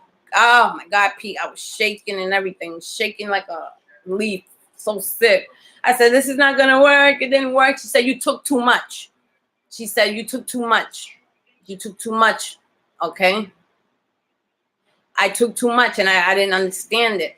And that was weird because even though I took like 4 or 5 teaspoons every half hour, it wasn't working. It wasn't working. And it's true, like what they say, you're not going to feel anything because you're going to be too busy vomiting your guts out. So therefore I stayed sick. So I did it. I did a nice hot tea. She said, don't boil it, boil it. I really didn't want to boil it. I just wanted to take it, but my throat was hurting and my stomach was hurting from vomiting. I vomited for 5 days, not understanding nothing. And all that money I spent, When I got on the phone with her, thank God, she said, that's a good thing you didn't flush it. I didn't think about flushing. Fucking bathroom was too far. I was in the kitchen. I just grabbed everything because I keep it in my cabinet and I just switched it down. She stopped. I was like, I don't have time to go on YouTube. I hate this. I'm in pain. I'm going to do a Suboxone. She said, you're not going to touch that shit. You're going to give this shit a try. I was like, I tried it in where she said, you took too much. I said, well, what do you know? You don't know nothing about this. She said, I'm reading it, Ada. That's too much you was taking. That's why you wasn't feeling. You was too busy throwing up. Okay, now that you finished throwing up, 45 minutes past, she gathered all that information for me. Oh, 3 grams. Okay. That's what I started off with, 3 grams. But first, I did it what my sister told me to do because she's always on point and always following directions and orders. So she said, no, we're going to start with 2 grams. You're a newbie. And remember, you just been vomiting, so relax, sit down, and drink your tea. And I sat down, and I really gulped half of that shit. It was so kind of hot. So I gulped it, and I waited.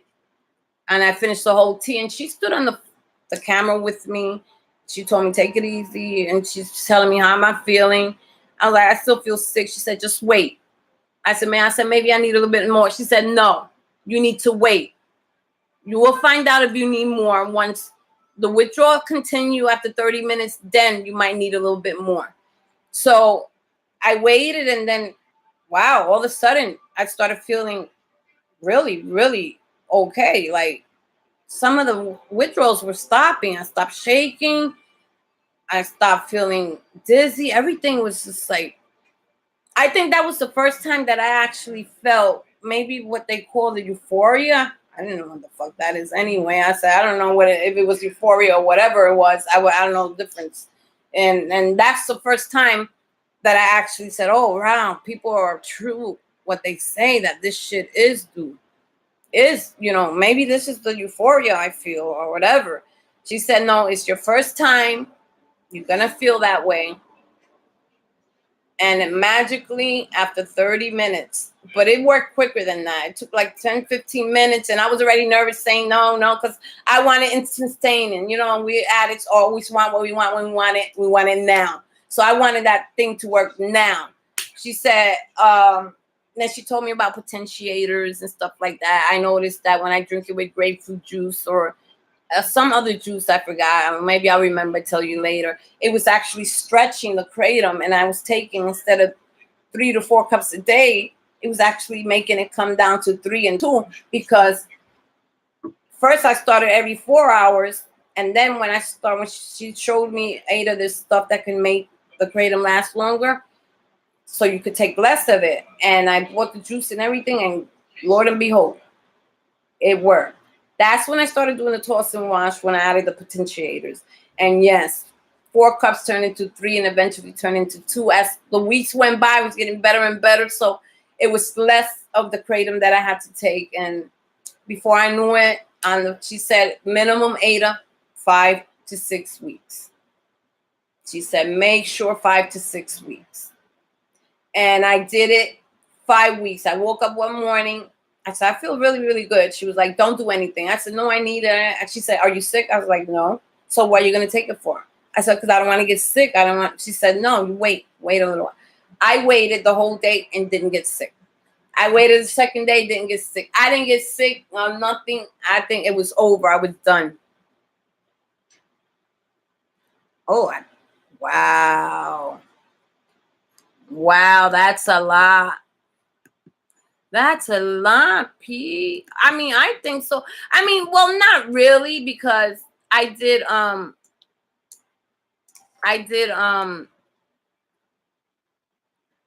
eventually instead of the 2, I went to 3 grams, which I should have stayed on 2 because the 2 was working really good. And then as time went by, I started lowering it with the juice. We started making that shit last like 7 hours. I was so happy, but it was a little hard because you constantly, she says, start timing yourself.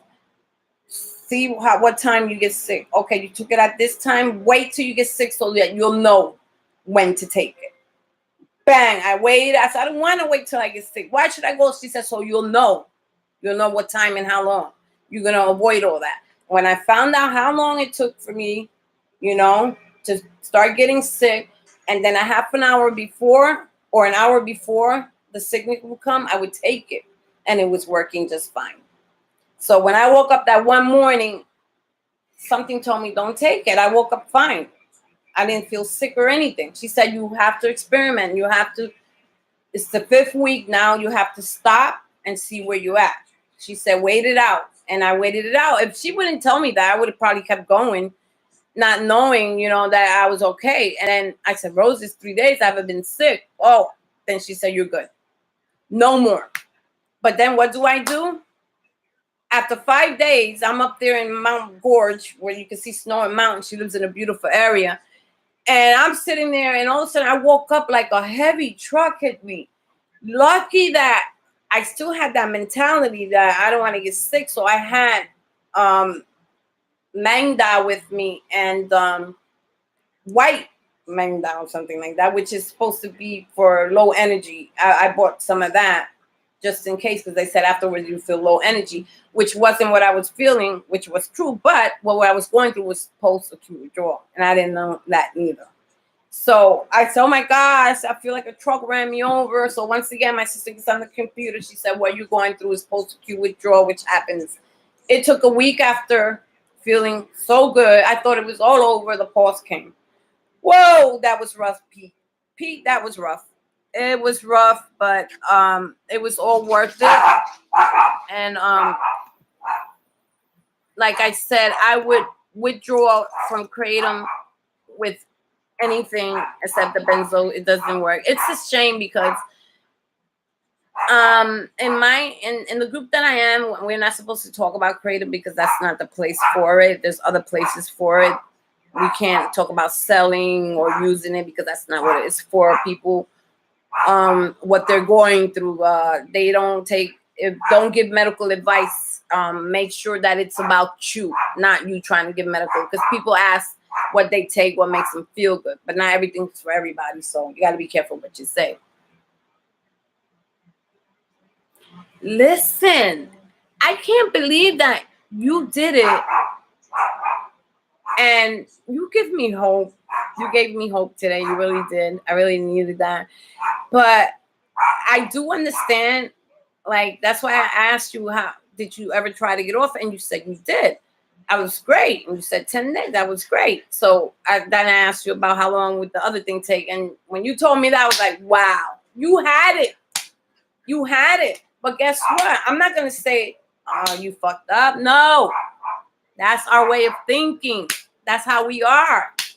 You know, so I totally get it. I totally get it. Oh, you made me feel so much better.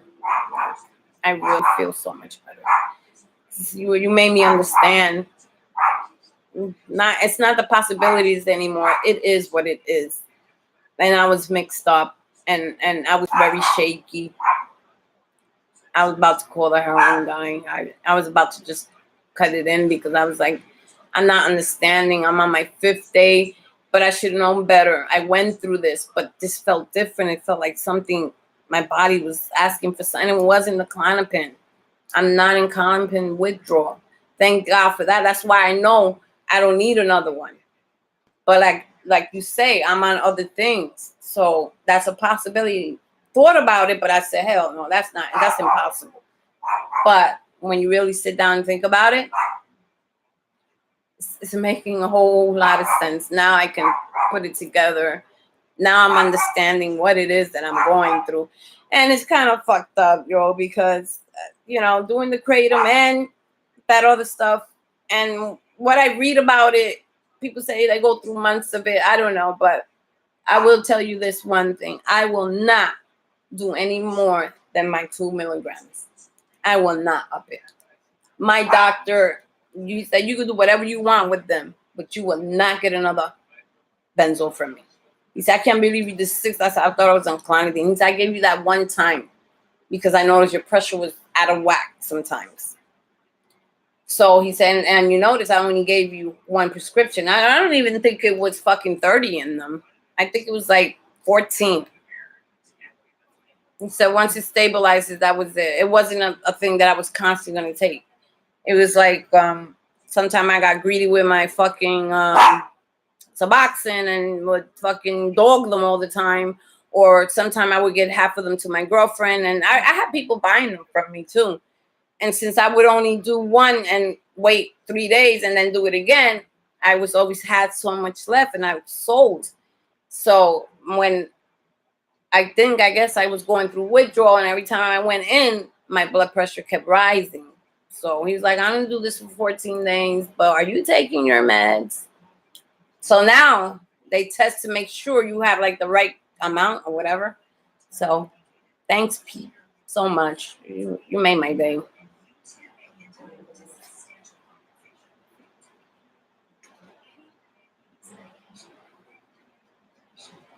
Oh, yeah. So you can't up it. Yeah. Yeah. One question, Pete. Like, you know that I had to pretty much reinstate myself after the 36 days of cold withdrawals. Like, when do you think would be a safe time after the kratom is gone and everything for me to really, really be stable enough to start titrating?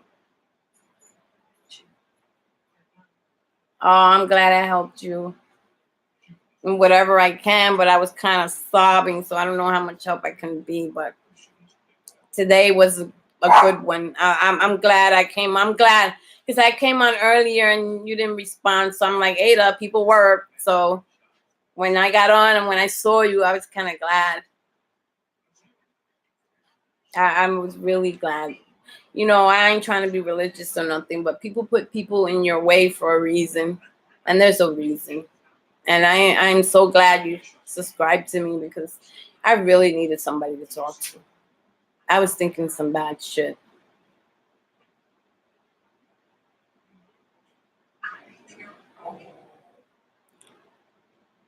Okay, that's the same thing my sister said. You know, once you're done with the kratom, and now with, like you say, trying to stabilize with the clonopins and what I'm going through, because I am lacking the 4 that I was taking, but it's accepting the 2, which is okay. So like, that's probably what I am. It's not probably, it is what I'm going through. So I don't know how long that's gonna last, but my doctor's not gonna up it, so I might as well just ride it out. But it would be much better if it just be one thing at a time.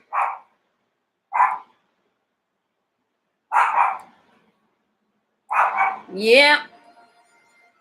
Out of all the subscribers that I have, and I only think I have like 32 now. I don't know why. I was like, nobody hears, nobody cares. But there's always somebody out there that's listening, because you never know. I might be one day get on there and then somebody might need something, or just somebody to listen. That could possibly make somebody's day and change their thoughts. And you changed my thoughts, because I was about to give up and just say fuck it, because I said another new feeling. I wasn't understanding it, why I was feeling that way. I wasn't understanding. I was okay. You know, after 11 o'clock, I know once I do the calm, I do need like maybe 2 hours before I start, because you still get up a little. So I do my coffee, get my vitamins and stuff out, and I wait the 2 hours, and then boom, I'm okay. I was okay.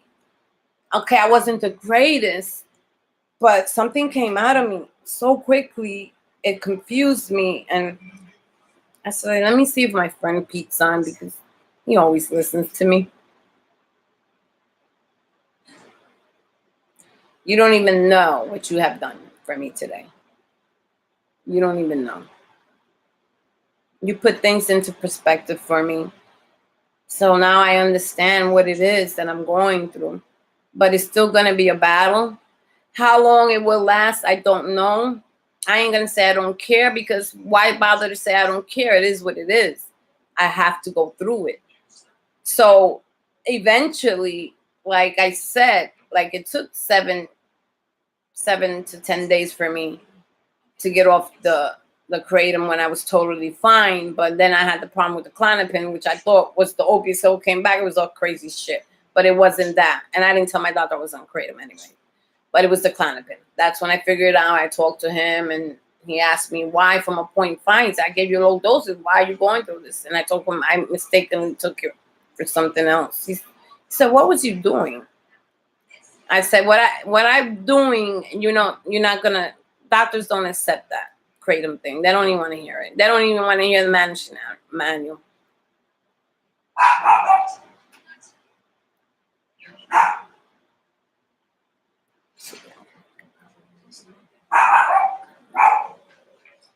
Yeah, I hope so. I hope so. Just like I gotta put your email stuff in my book, because there's some things I want to say, but I don't want to say on YouTube, even on the chatting thing. But I hope that I won't have another day like this, but I probably will. But now I do understand, because I didn't know what the fuck was going on. And what really made me cry was that when I was in the shower, I really cried when I thought that the possibility could be the benzos. That's when I started thinking, I gotta go to the doctor. I'm gonna get on Suboxone. I'm not going through this fucking benzo withdrawal. And I really gave it a thought. That's when I cried. Just the thought of knowing that I might be going through that. But it's not physical, because I'm stable now. And not really stable, but I'm stable. But there's, like I told you, there's something missing. And I don't know what it is. And it's, bingo, it's gotta be fucking that. It can't be nothing else. I mean, when you mentioned it, I was in the shower thinking about that. That's what made me cry more. I said, wow, Ada, you jumped from 6 to 4 and you think it's okay? So my mind got mixed up thinking, am I detoxing the kratom, or am I fucking bugging out from the Klonopin? So now I know. I mean, it's not rocket science, but I needed somebody to tell me that, or I didn't want to put it on my kratom thing, because as far as they know, I quit kratom. But then I did tell them I was on Klonopin, didn't know I was on it. But see, I'm not going to ask them anything else about any other stuff, because I already know how the kratom is. I already know the supplements to take.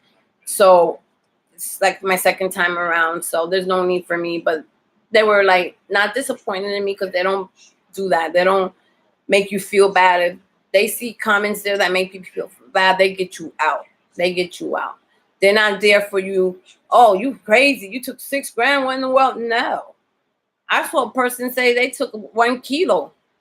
Excuse me? He was going through 1 kilo in a month. How do you do that?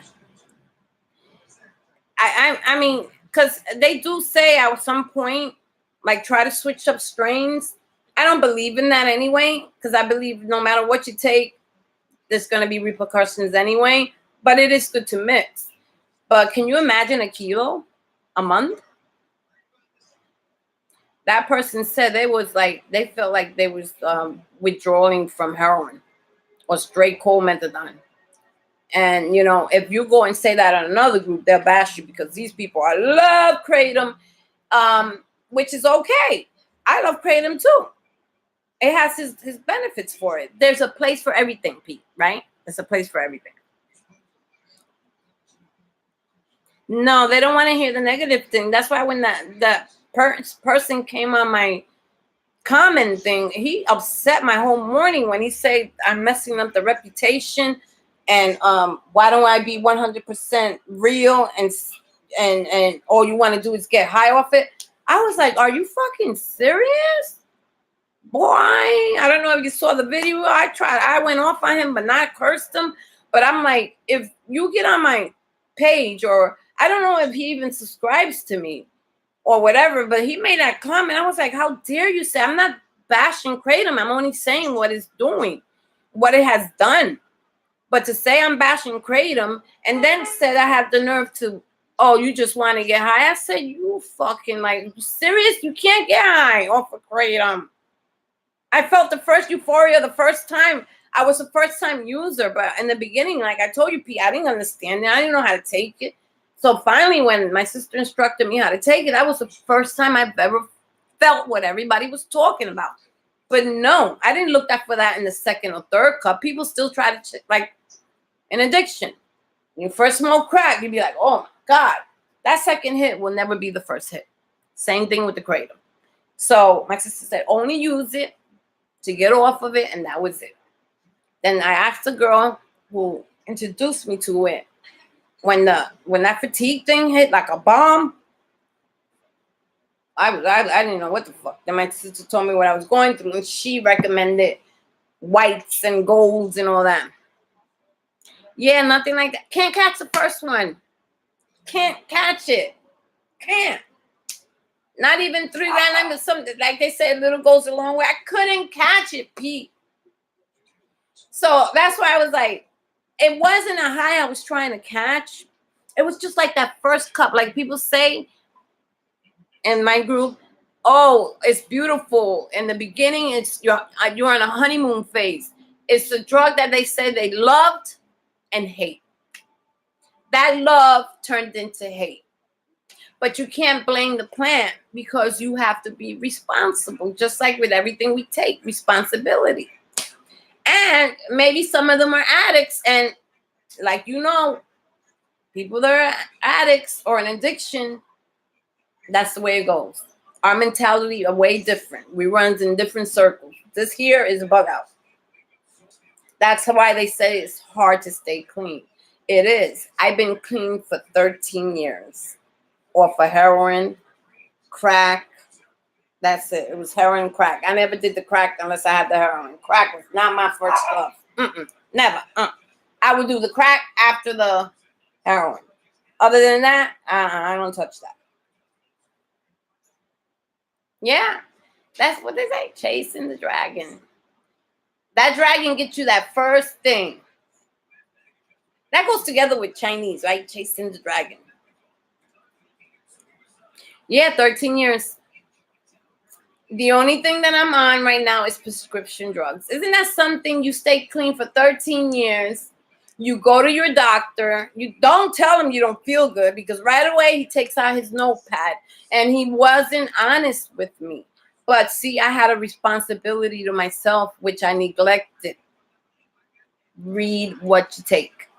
My sister says she reads everything. If it's an aspirin, she reads it. I said, why you gotta always just take it? You just can't take everything that doctor tells you. She said, read it. If I never read that shit when the drugstore gives you your package and that little thing, I never read it. If I would have read it, I would have known it. But he knew that I specifically told him I don't want anything to do with SSRIs, clozapine, or Klonopin. And he's been giving me that for 4 years.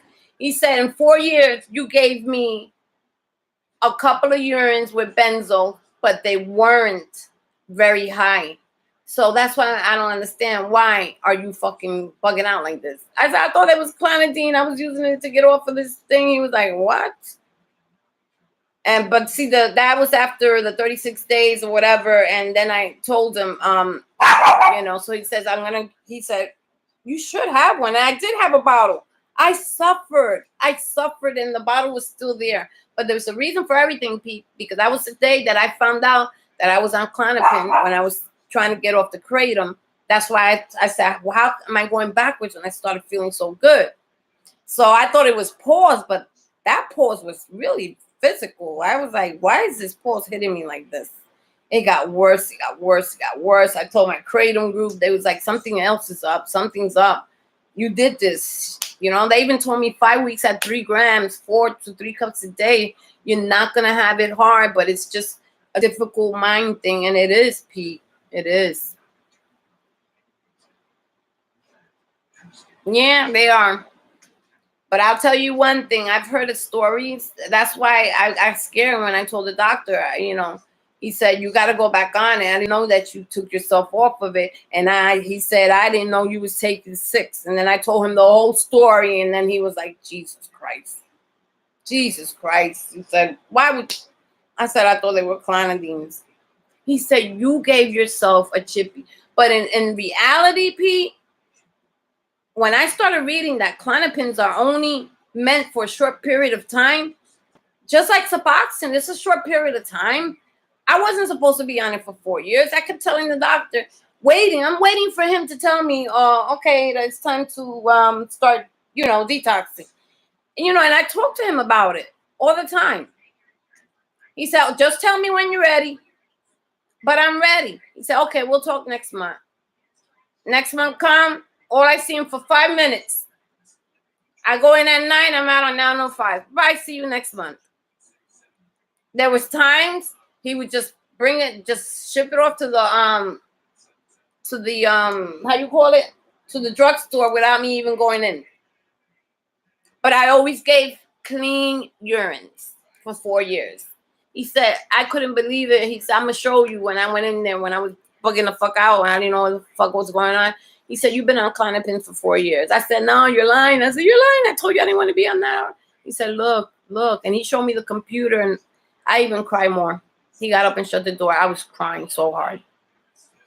I was like, but why am I on that? He said, you was anxious, and I'm like, but think about it, Pete. I also read that why some people ask me, why were you on Clonopins and opiates? I was like, that's what the doctor gave me. They couldn't understand why would he give me an opiate on top of a Clonopin. It didn't make any sense. And now you think about it, I didn't think they could do that, but he did that. I was on it. It was like, that's confusing. You're not really supposed to be on two. A fucking benzo and a fucking opiate. How'd you get away with that? What the fuck would I know? I only took what he gave me. But I definitely knew, Pete, that those benzos or whatever the fuck they was, maybe I didn't know what they were. That's probably why I didn't take them like that. But I always make sure I take one the night before I go to the doctor to make sure I test positive for it so he could keep giving them to me, because you never know. I always, as soon as it comes, I open it up. I take about 25 and throw them in the garbage. And then every now and then I would pop one. He said, I can't understand. There's times you come and you test negative for benzo. Bingo. If I test negative for benzos, then it is true. When I read that benzos are not supposed to be given out like that. I didn't know that. It's only supposed to be for a short period of time. So why would doctors do that to you? If I would have known that, but he definitely knew that I wasn't into. I always read about clonazepam and then with the Celexa shit. I don't know. I hid the bottle for myself because honestly, when I first took it, I felt fucking amazing, Pete. Couldn't believe it. I felt fucking amazing. Amazing. I never felt that good. He gave me the Celexa. Now think about this. I just came in your office and I'm completely detoxed off of the opiates. And I told him I'm just going through a little pause, a little agitated. He said, I'm going to give you Celexa. Once again, I don't know what the fuck that was. But he definitely knew I wasn't into the clonazepams. Or no, I didn't like them. I read somewhere about them. So I trusted what he gave me. So he gave me that and the Clonopin, which I thought was clonidine. So.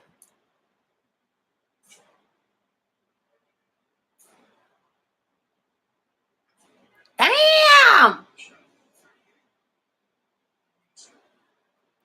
You know what? They should make marijuana is legal, but for those who get it, like for medical purposes, they should just legalize it. That's why they want to take kratom, because they want to legalize it. Pharmacy wants to make money off of it. They try to blame deaths on it, but all those deaths were ruled out because there was other substance in their body. Kratom never kills anybody. They chew it in. I saw a video where they chew it in how you call it? Like when they're working, they're chewing on the leaf. So could you imagine? They set for life. They live there. They just go in their backyard and pull it out. Somebody let them shoot because they're kind of private. Because sometimes where they're at, they say it's sometimes illegal, but they say you should walk the side of the road, and if you know what it is, you take it. So when they work in the fields, they eat that shit.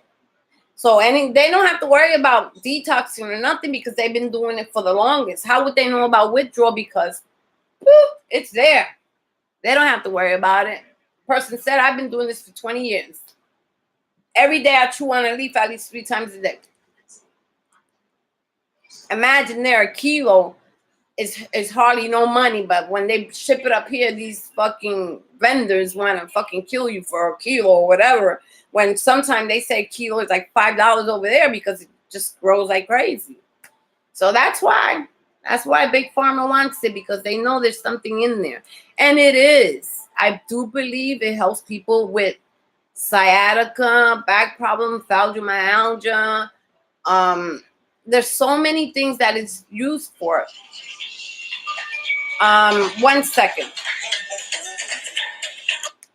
Hello? Yes? I'm good. ¿Qué hoy? Jueves? Yes. Yeah, I'll be home. I'm off. You coming in the morning? Okay, I'll wait for you. I'm going nowhere. Bye. That was my sidekick. Yeah, so it's easy for them to just get out and... Oh, it's not? Well, it's not legal here either, but... You know, I used to be what they call a pothead. Loved it. The only reason that I'm not really smoking weed is because I'm a nurse's aide and I can't use it because they test me all the time, and that takes like a long time to come out your system. These people, when I went to work for the hospital, they didn't want urine. You know what? They went from my hairs on my legs, which I hardly have any, and then they pulled a hair out of my. I said, "What the fuck?" I said, "No, I'll urinate." They didn't want that, Pete. They wanted hair from my root. And then I said, "Why are you pulling?" They took a little tweezer, and I said, "No, I'll give you a little piece." And I cut a little. No. They went in there with the tweezer and took the root. They took the root. I was like, "What is that all about?" I said, "I never knew what." I said, "I never tested." I said, "No, I'll take it." And I cut the piece off, and they were like, No. She said, "It's just gonna be one yank." And I said, "What is that for? What are you tweezing me for? What the hell?" I never took a urine like that. I never took a test like that. And somebody told me that those type of tests are, say for instance, you smoke weed like maybe 10 days ago. I heard weed takes like 30 days or whatever. That can tell. I heard that even goes past months. When they take it from the root of your scalp, even if you've been clean for 30 days, they'll still know that you've been doing marijuana, even if you have 30 days clean. They could say you've been on marijuana for 6-7 months. I didn't know how deep that shit was. My son just got a new job working at the shipyard. Happy birthday anyway to my baby. He was born yesterday. 25. Big shout out to him. And he told me, "Mommy, when I went for the urine test," I said, "Yeah." He said, "It was weird. That never happened." He said they shaved his leg. They shaved his leg and poked a root out of his hair with a tweezer. I said, "They want to check." I said, deeply. I said, "Have you smoked weed?" He said, "Mommy, I haven't smoked weed in years." So he said, I asked him, "Why did they do that?" He said, "I don't mind you shaving me," but he thought it was just a urine in a cup. No, Pete. They wanted to dig in there. And then I heard that they do that because they can tell even how long you've been on the drugs. Like if you smoked 7 months ago, like, how do they do that? So they're getting very scared. So as a nurse's aide,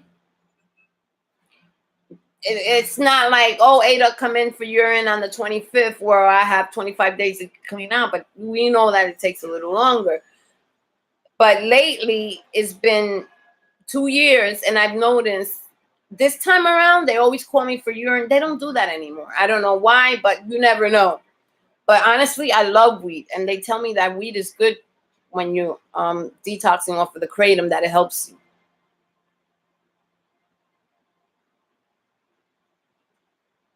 Oh, it goes 6 months back. Wow. Because I was like, why would they need the root for? Who cares? Like, say for instance, if my job it was getting high, I would be like, first of all, I already know the time around what week they're gonna call me, because they always do it around that same week. They never, or I noticed that for years, that's what they've been doing. And I would, whatever I was doing, I made sure But anyway, the good thing about Suboxone is that it doesn't come out of your urine unless they ask for that type of test, and they don't do it because they won't pay for it. It's too expensive. That's why I'm still working. But as far as that, unless they do a special test, they can't tell if you're on that. That's why I chose that instead of the methadone. 6 months. 6 months. Wow. So if he was getting high 6 months, even though you're clean, he wouldn't have gotten the job. I don't think he would have gotten the job.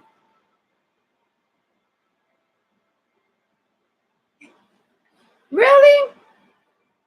I mean, like, okay, I see a lot of my postings when I on my group, they have their arsenals. When people ask what is in your arsenal, the first thing they put is Delpha, amino acids, CBD. I bought it. It's expensive, but I know I can get it cheaper. I noticed that. I thought it was a bug bullshit, but that shit helps. But the one I had didn't have any marijuana in it because I was afraid of my job shit. But I ain't afraid of it anymore. They stopped doing it. They said it was too expensive. But you never know. So because I'm trying to find work elsewhere. See, that's another thing. I wanted to move to Connecticut. How could I move to Connecticut? Maybe if I go down there, that doctor probably say, no, I'm not giving you Klonopins. Shit happens to people like that. Oh, I'm not going to give you Klonopin. That's it. You never know. You got to be ready for that. So that's why I can't make a move. And my family sending me, private cases to live in and stuff like that. But I did take a medication, but it was an antidepressant, the Risperdal. Yeah. And it came out and they asked me about it. And you tested positive. I said, positive for what? I knew it wasn't Suboxone because they wasn't going to pay for that. They never paid for that. I've been there 10 years. She said, blah, blah, blah. And I was like, oh. So I said, I take it to sleep. And it's also antidepressant, but it helps me sleep. That's why I take it at night. So I had to bring them the bottle with my name and everything on it. She said, as long as you got your medication with your name on it and the bottle, you good. But it came out. So imagine that. And that was an antidepressant. But I got a big jar full of that because once again, like the Klonopin, I never dipped like that in it. I take it once in a blue moon. So, but it did come out in the urine. So I'm afraid with Klonopin, comes out in your urine, right? As a benzo, right?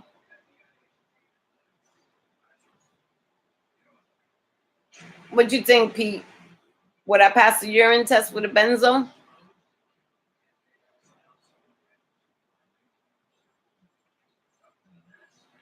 No, they wasn't testing for the antidepressants, but it was that particular antidepressant has something in it that they was like, I need to see your prescription. I need to know that it's legal, that it's yours. But as far as the benzos, some companies won't hire you if you're on the benzos. Like when I did a class and they did the medical part, this girl went through fucking 2 months of training, and just before we getting ready to go out in the field, they give us a drug test. I was scared too because I was on Suboxone. I was scared to death, but I said, fuck it. But going through 2 months of that, and then she had a back problem. She was taking oxycodone, and she didn't pass the test. And she was like, no, but I use it for my back. And she still had the prescription bottle in her bag, and she showed him. She said, it's not the point of you showing us a prescription bottle. We don't hire people who take benzodiazepines or nothing like that, or methadone. That's why I chose to Suboxone, because I would never work in this field with methadone. So I think the benzos come out. That particular antidepressant is also a medication that says do not drive while you're taking it. So they wanted to know. So it did come out. Whether it's a depressant or not, it has something in it that's, I guess, what they call a controlled substance. And there are people too that are trying to get off their mental depression pills, And they said they're kicking off of those things. One, I take what I take. I take Lamecto. I've been taking it for years. That I'm really not ashamed to say it, Pete. That I need because I'm bipolar. I would not give that up for nothing. That doesn't show up. That's why I couldn't believe what showed up. It was my wrist roll. I said, "What the fuck is that?" I'm like, I really don't take it anyway. I take a half a pill when I can't sleep. Or like I said, I don't like the way it makes me feel. Like I have to take tons of coffee to get that feeling out of me. That's why I don't take the whole thing. So no, I don't have a problem with it because I don't take it all the time. But it does help with the kratom. But with the benzo, that was like a Tylenol. Like nothing would help with the benzos. The only thing that helped with the benzo was the red kratom that would help me sleep. Other than that, I was kicking like Bruce Lee.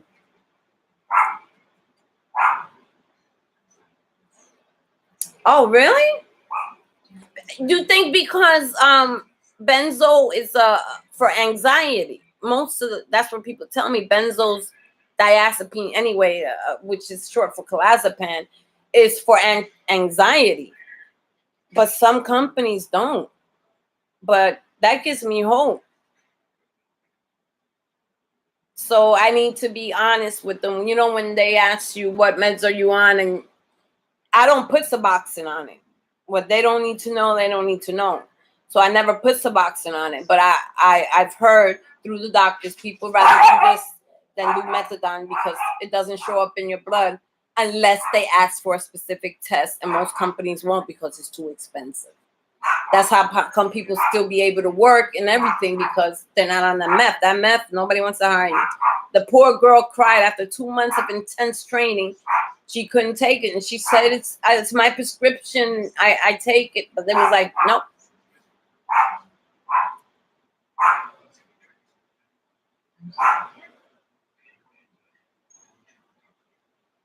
Wow. I used to cheat on my urines. You're not going to believe this. Like when like I would do crack back in them days when I was doing crack and heroin and all that shit. I was still working. I was what they call a drunk person that goes to work, like a functioning addict. Like my father was like that. He was a fucking alcoholic till the day he died. And I said, how you still work? And work the forklift. He worked the forklift and he what was it? He would use other people's urine. Like, you know where I learned that? I learned that in a shelter. And they called Child Protective Services on me for some reason. I was panicking because I still was using drugs, but I was on sneak tip, right? So I knew if I got caught that I would be in trouble. So I had a girlfriend, and I knew she was on methadone because I used to take her out to get her meds. On the down low, I was the only one allowed because I was on level 1 to escort her to wherever she had to go and bring her back until she reaches her level. She said, I have to make a stop. I was like, all right. And I was like, yo. When she was walking in, I said, where are we going? She was like, no, this is what I do. I said, you need to tell me first. I can't stop you or anything, but aren't you taking a big chance? You don't even know me. But I'm an addict, so I understand. I would never rat on her. She had kids and everything. So I said, I'm responsible for you, but listen, I understand, She's like, please don't tell us. I'm not going to tell. So, of course, one addict to another addict, I was like, I would like to get high, I was by myself. I could walk and go do anything. But the area where we was, nobody knew me, so it was hard to buy. So she said, I'll hook you up. So every morning I was her escort, and that would not change until she reaches another level where she could go out on her own. So every day I took her to the meth clinic. And then she showed me something. I was like, no, what if they asked for urine? Which they didn't unless you had a case. And somebody called on me. And she happened to be in the reception area when it was 3:00 in the morning, Pete. So she told me, listen, in case anything happens, because this shelter's funny and women can be devious. They'll call CPS on you for whatever, jealousy or whatever. She says, I'm going to show you. She put urine in a medicine bottle like this, right? And she said, I'm going to show you how not to get caught. I was like, Darlene, what are you want me to do with that? I'll put it in here. She said, how are you going to do that if they're watching you take a urine? It was one of those tests that you had to urinate there, and they had their head practically in your crotch. So she said, just in case, you know how these people run, they call CPS on you for anything, and she was so right. So she showed me, she put urine in it or water. Then she took a piece of napkin and cut it nice and even and wrapped the napkin around it. She put foil here, tight rubber band, right? And then she wrapped it up, one single sheet, just cut it in half. You don't have to put the whole thing, just round it off. She didn't wet it or anything. And she says, the rubber band was on there. She said, you're going to put that inside of you. I said, inside of where? She said, you wear tampons. I said, yeah. I said, that's not going to go inside me. She said, well, a wee-wee does, excuse my expression. And I was like, you expect me to walk around? How the fuck am I going to? She said, the same way you walk around with a tampon, Ada. We have kids, believe me. I said, it's been a long time since I've been with a man. That's not going to go inside me. She said, better yet, it will. So she showed me, and she crouched down, and she wrapped the thing on it. She said, it'll stay. I was nervous. It'll stay. And then when she did that, she put Vaseline around it, and she squatted down on her thing all the way till she pretty much almost touched the floor. Then she took a little safety pin and made little. I hope people that see this, please don't. I am not showing you what to do. This is me talking to somebody. So if you want to take it where I'm going to take it, it's just a story. It was something I did in the past. Then she took a safety pin and tapped some holes around. She flipped it open. She said, make sure it's enough, you know, so you don't have to be standing there like pretend you're pushing, because unless you do it that way, it's not going to work. So she poked holes all around it, you know, like salt, but it was coming out a lot. But she said, don't worry about it. Then she put Vaseline all around. I said, that's going to hurt me. She said, no, it won't. She took the Vaseline, rubbed it all around there, rubbed it on the tip, on the sides. She cleaned alcohol first. Yeah, she put alcohol. She said the only reason she does that is because I've seen it done too. Like when they take urines, they all of a sudden they come out with some temperature shit. And I said, what's that label for? Oh, it checks the temperature. I said, temperature of what? Urine. Because they don't go in there. This place does not go in there when we test for the job. They don't go in there with you. So you could be carrying in your purse or whatever. So if it's in your purse, it's not coming from inside you. So the temperature might not be correct. Believe that? So it had to be at least the temperature of your body, she said. I said, well, why do I need to? She said, just in case these niggas come out here in the middle of the night, or you could be conversating with them. You always have this prepare, Ada, because there's been rumors about me and you. So I'm trying to let you know this now. So she took it, greased it up, pumped it, stuck it. She said, pretend it's a tampon. She showed me how to do it. She went, oh, she said, go as far as it's going to come out. I was like, she said, no, it won't. Go as far as you can go. I went in and put it in as far. When I did it, she put it all the way in, and she stood up. When she stood up, she said, look down there. I said, I don't want. She said, look, we're women. I'm trying to do this so everything will be fine for the both of us. We both got kids. So I was like, okay. She started walking around. I said, does it hurt? She said, no, because when you put the grease around it, she said, you got to, or else you're going to fucking hurt yourself, and it's going to be hard and dry. You're going to be uncomfortable. And that thing, when slid in, she said, push it as far as you can. I said, that's too far. The urine ain't going to come out. She said, it's going to come out because when you sit on the toilet, she said, make sure you don't sit all the way on the toilet. Or you could sit on the toilet if you want, because they're going to give you the cup in your hand, and the cup goes in your hand, and it goes underneath your private area. She said, always strike up a conversation to steer them anywhere but your place. They could still be looking at you, but conversate with them because it still throws them off. She said, while they talking, you'll be like, oh, yeah, whatever and ever. And then since it's upside down, she said, with your nail, she said, once you sit, she said, don't squat. Don't sit on the toilet. If you want to, it's on you, but it'll be a little harder because you got to stick that thing in there. So anyway, and I took it and I tried it and I walked with it and it was all good. She said, from now on, we used to walk with this 24/7. Change it before you go to bed at night. We always put alcohol. We prepped it. So make sure we don't get infections or nothing. She said, because There's too many comments going about me and you, so they're coming after us. Trust me. And she showed me, and when I took urine, it was urine day that day. So I put it in because it was going to be urine that morning at 10 o'clock after group. And I put it in and I walked around. Everything was fine. And I tested it. And she said, just take the cup. When you take the cup, that's when you start conversating with them. Take the cup. It's a little not complicated. You take the cup because you have to hold the cup and you have to make sure that this hand here can, you know, like this. Like, here you go. And this hand is here. And you like, So she said, when you have squat, I said, it's not going to come out. She said, yeah, because when you squat, you know, and say you having a baby, she said, push a little bit.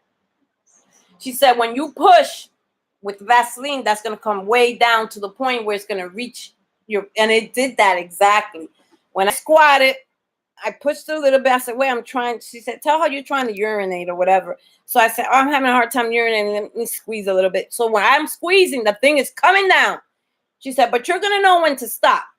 So as it did that, I'm conversating with her. So I got the thing in me and I got this now. The cup is in my hand because you can do it. You can hold the cup and be free with one hand. And as she's talking, you know, make sure you're talking while you're doing it. And you pop that thing. She won't hear it because you're talking. So she can't hear that pop. And you hear, make sure she hears it. And you hear the urine coming out. Then you take it. You give her the thing. You put it down. You get up slowly. Clean yourself, get up, put your pants up, give her the urine, put it in, wash your hands. Then you go back to your room and you come down and you squeeze and that shit comes right out. Then they got the body temperature thing and it scored 96 or 97 point whatever. That meant it was my body temperature because when you put it in you, it gets warm and it stays as your body temperature stays. And I learned that from her. And at one point, really quickly before I come off this thing, she just happened to be on that floor that night. Somebody called CPS, Child Protective Services, on me. She said, I told you you needed to be ready. I wasn't ready that day.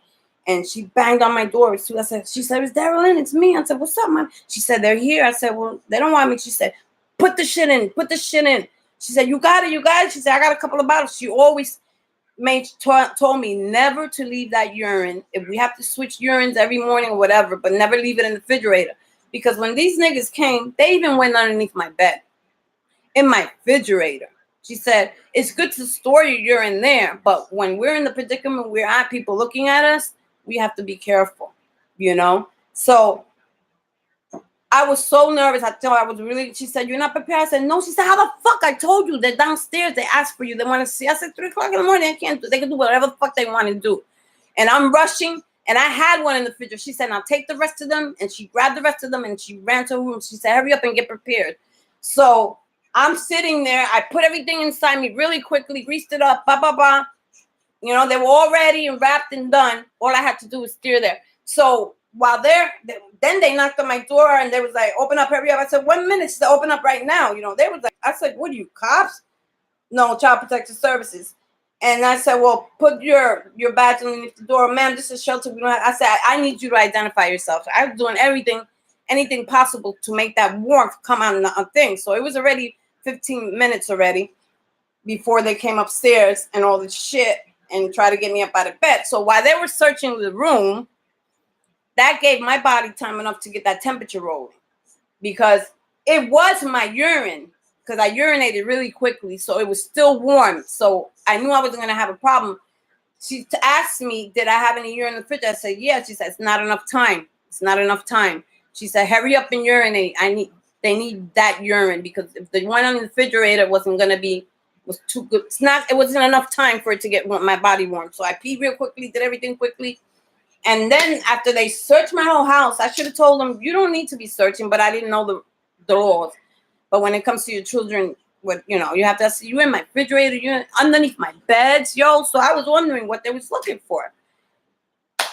And but that gave me time, which I wasn't really nervous because what I was nervous about was when she told me it's in the refrigerator. I said, yeah, but I always have it. She said, no, No, now that we're being looked at, she said, you got to make sure you always have it hiding somewhere where it's reachable or whatever. But in our case, from now on, we have to walk around with it 24/7. They came at 3 o'clock in the morning, 3 o'clock. And I said, well, I'm going to the bathroom. She said, no, do it right there. I said, she said, do it right there. Do it right there. And she told me to empty out my garbage can. She said, squat there. That's how serious they were with me. Squat there and do what you got to do. They would not let me go to the bathroom. I said, well, you could come with me. She said, no, you're going to do it right here. It was two of them. I felt like I was going to go to jail or something.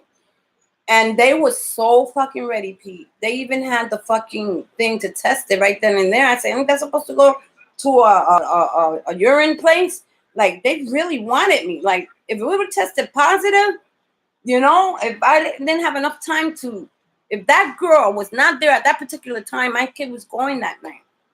It was three of them. It was a fucking cop and two social workers. So I got scared. I said, you're going to take my kid? You're going to take... I started crying, But I knew I was going to be all right because I said, but that meant they were there to remove my kid. If my urine... I said, that has to go somewhere first. She said, no, we're ready. So I didn't get nervous. She said, don't get nervous. I did it. I squatted and they were in me. And I blocked it and I did it. I gave it to them. They sat there and put some kind of stick in there. And Lord and behold, it came out. What was it? No, yeah, it was urine that I had stored. Yeah, that was, yeah. Yeah, I did have one that wasn't refrigerated. But the rest were. That's why she was so nervous about it. And I said, wait, I had one in my purse. I don't know where I was going, but I had one in my purse. It was for the morning urine that next morning. Later on, we was gonna have urine.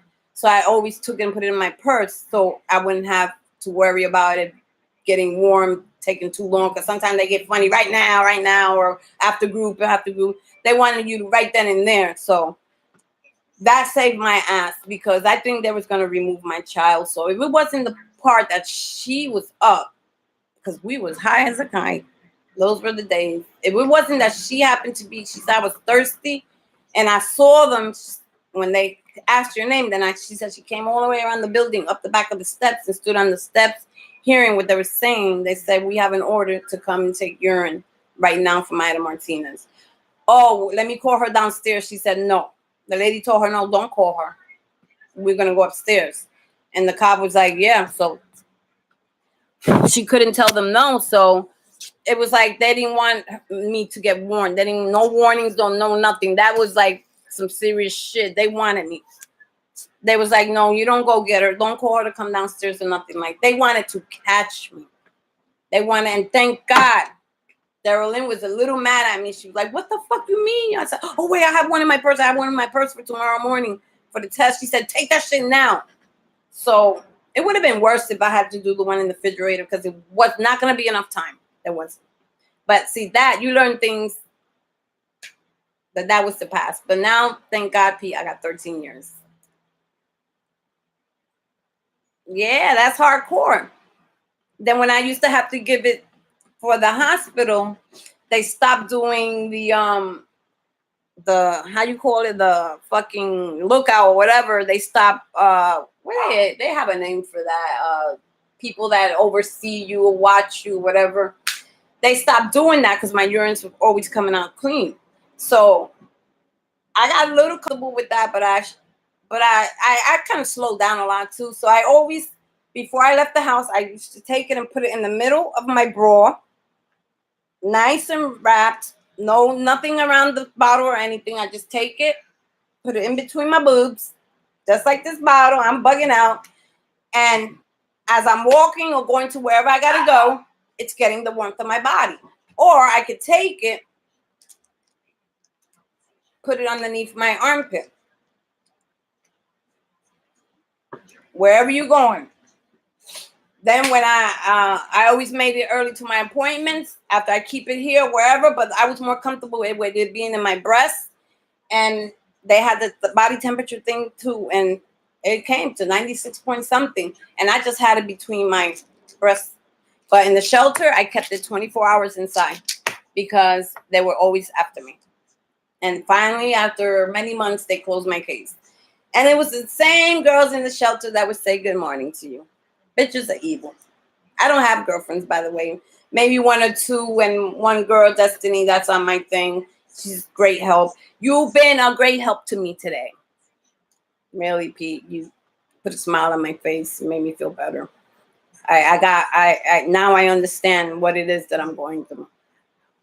You know what the worst part about it is all that I kind of knew it, but I was having a hard time accepting it because I'm like 5 days now, no kratom, and I kind of actually knew that that might have been a problem, but I was in denial. But it's better now that I know and I understand what it is and why I'm feeling the way I'm feeling. Yeah. I'm glad that you came on when I came on because I was a wreck. I'm more like, from the way I was feeling, I'm more comfortable now. You made me understand, and what you say, it is true. But I cried when I was in the shower because I knew that that was 100% possibility of what I might have been going through. But it's not enough to take another milligram because I'm only hurting myself, and I will be short every month, and I'll be sick. So I better just leave it alone. I'm almost stable, but like you said, that's probably and most definitely is what I'm going through. So besides that and that, you know, it's not that bad, but it's also something else you have to deal with. So today makes 5 days at 5 o'clock. So I do feel a whole lot better, Pete. I thank you so much. And I gotta go take my baby to get her shot today because she's going to Spicy, come here. She's gonna get her hair cut. And they're gonna look at me like, seriously? Look at all this dog's hair. Come here. Let me show you Pete before I get off. Look at her. Say hi, Pete. Look, Spicy, look. This is my dog, my sister's dog, but we co-parent. But I had her since she was 4 months. So I think the co-parenting thing is out the window because I take care of everything, the vet and all that. Right? And I put this rubber band in her hair because her eyes, she can't see, but she fights to get it off. She'd rather be without it. But, you know, look at her. She's too hairy, Pete. So my sister didn't tell me she didn't have her shot. When I found out, I had to do her shot before she gets her hair cut. So, and they told me it can't be 2 days. Say if I do it today, she can't come in tomorrow. She has to be like 3 or 4 days afterwards. So I take her today. She goes on the 13th. Say hi, Pete. Look at her, Pete. Look how hairy she is. And she was the smallest bunch. Say hi. This is my partner besides you, Pete. All right, Pete. You made my day. I'll see you later. Post you, let you know how I feel. I feel 100% better now that I understand what is going on. And I'm no longer in denial about it. I just got to keep moving on. Tomorrow will be day 6. But like you say, tomorrow's tomorrow. Think about today. So on that note, Pete, you have a good one. I can't fucking print it, type it. I don't know. It just bugs out on me sometimes. But thank you so much. You've been such a great help. And I'll still be thinking about it on the bus, but feeling a little much better with it. And the Percocet is working a little bit. No pain. So, but I got to stop that too. So I can't keep relying on that. I'm not a big user of it. I'm not a fan of it. But what I was feeling, I couldn't understand. I wanted it to stop. So, but thank you so much.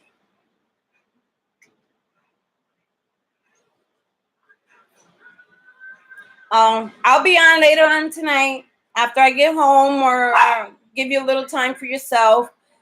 I'll be on around like 10 o'clock. Is that good for you or too late? What you think, Pete?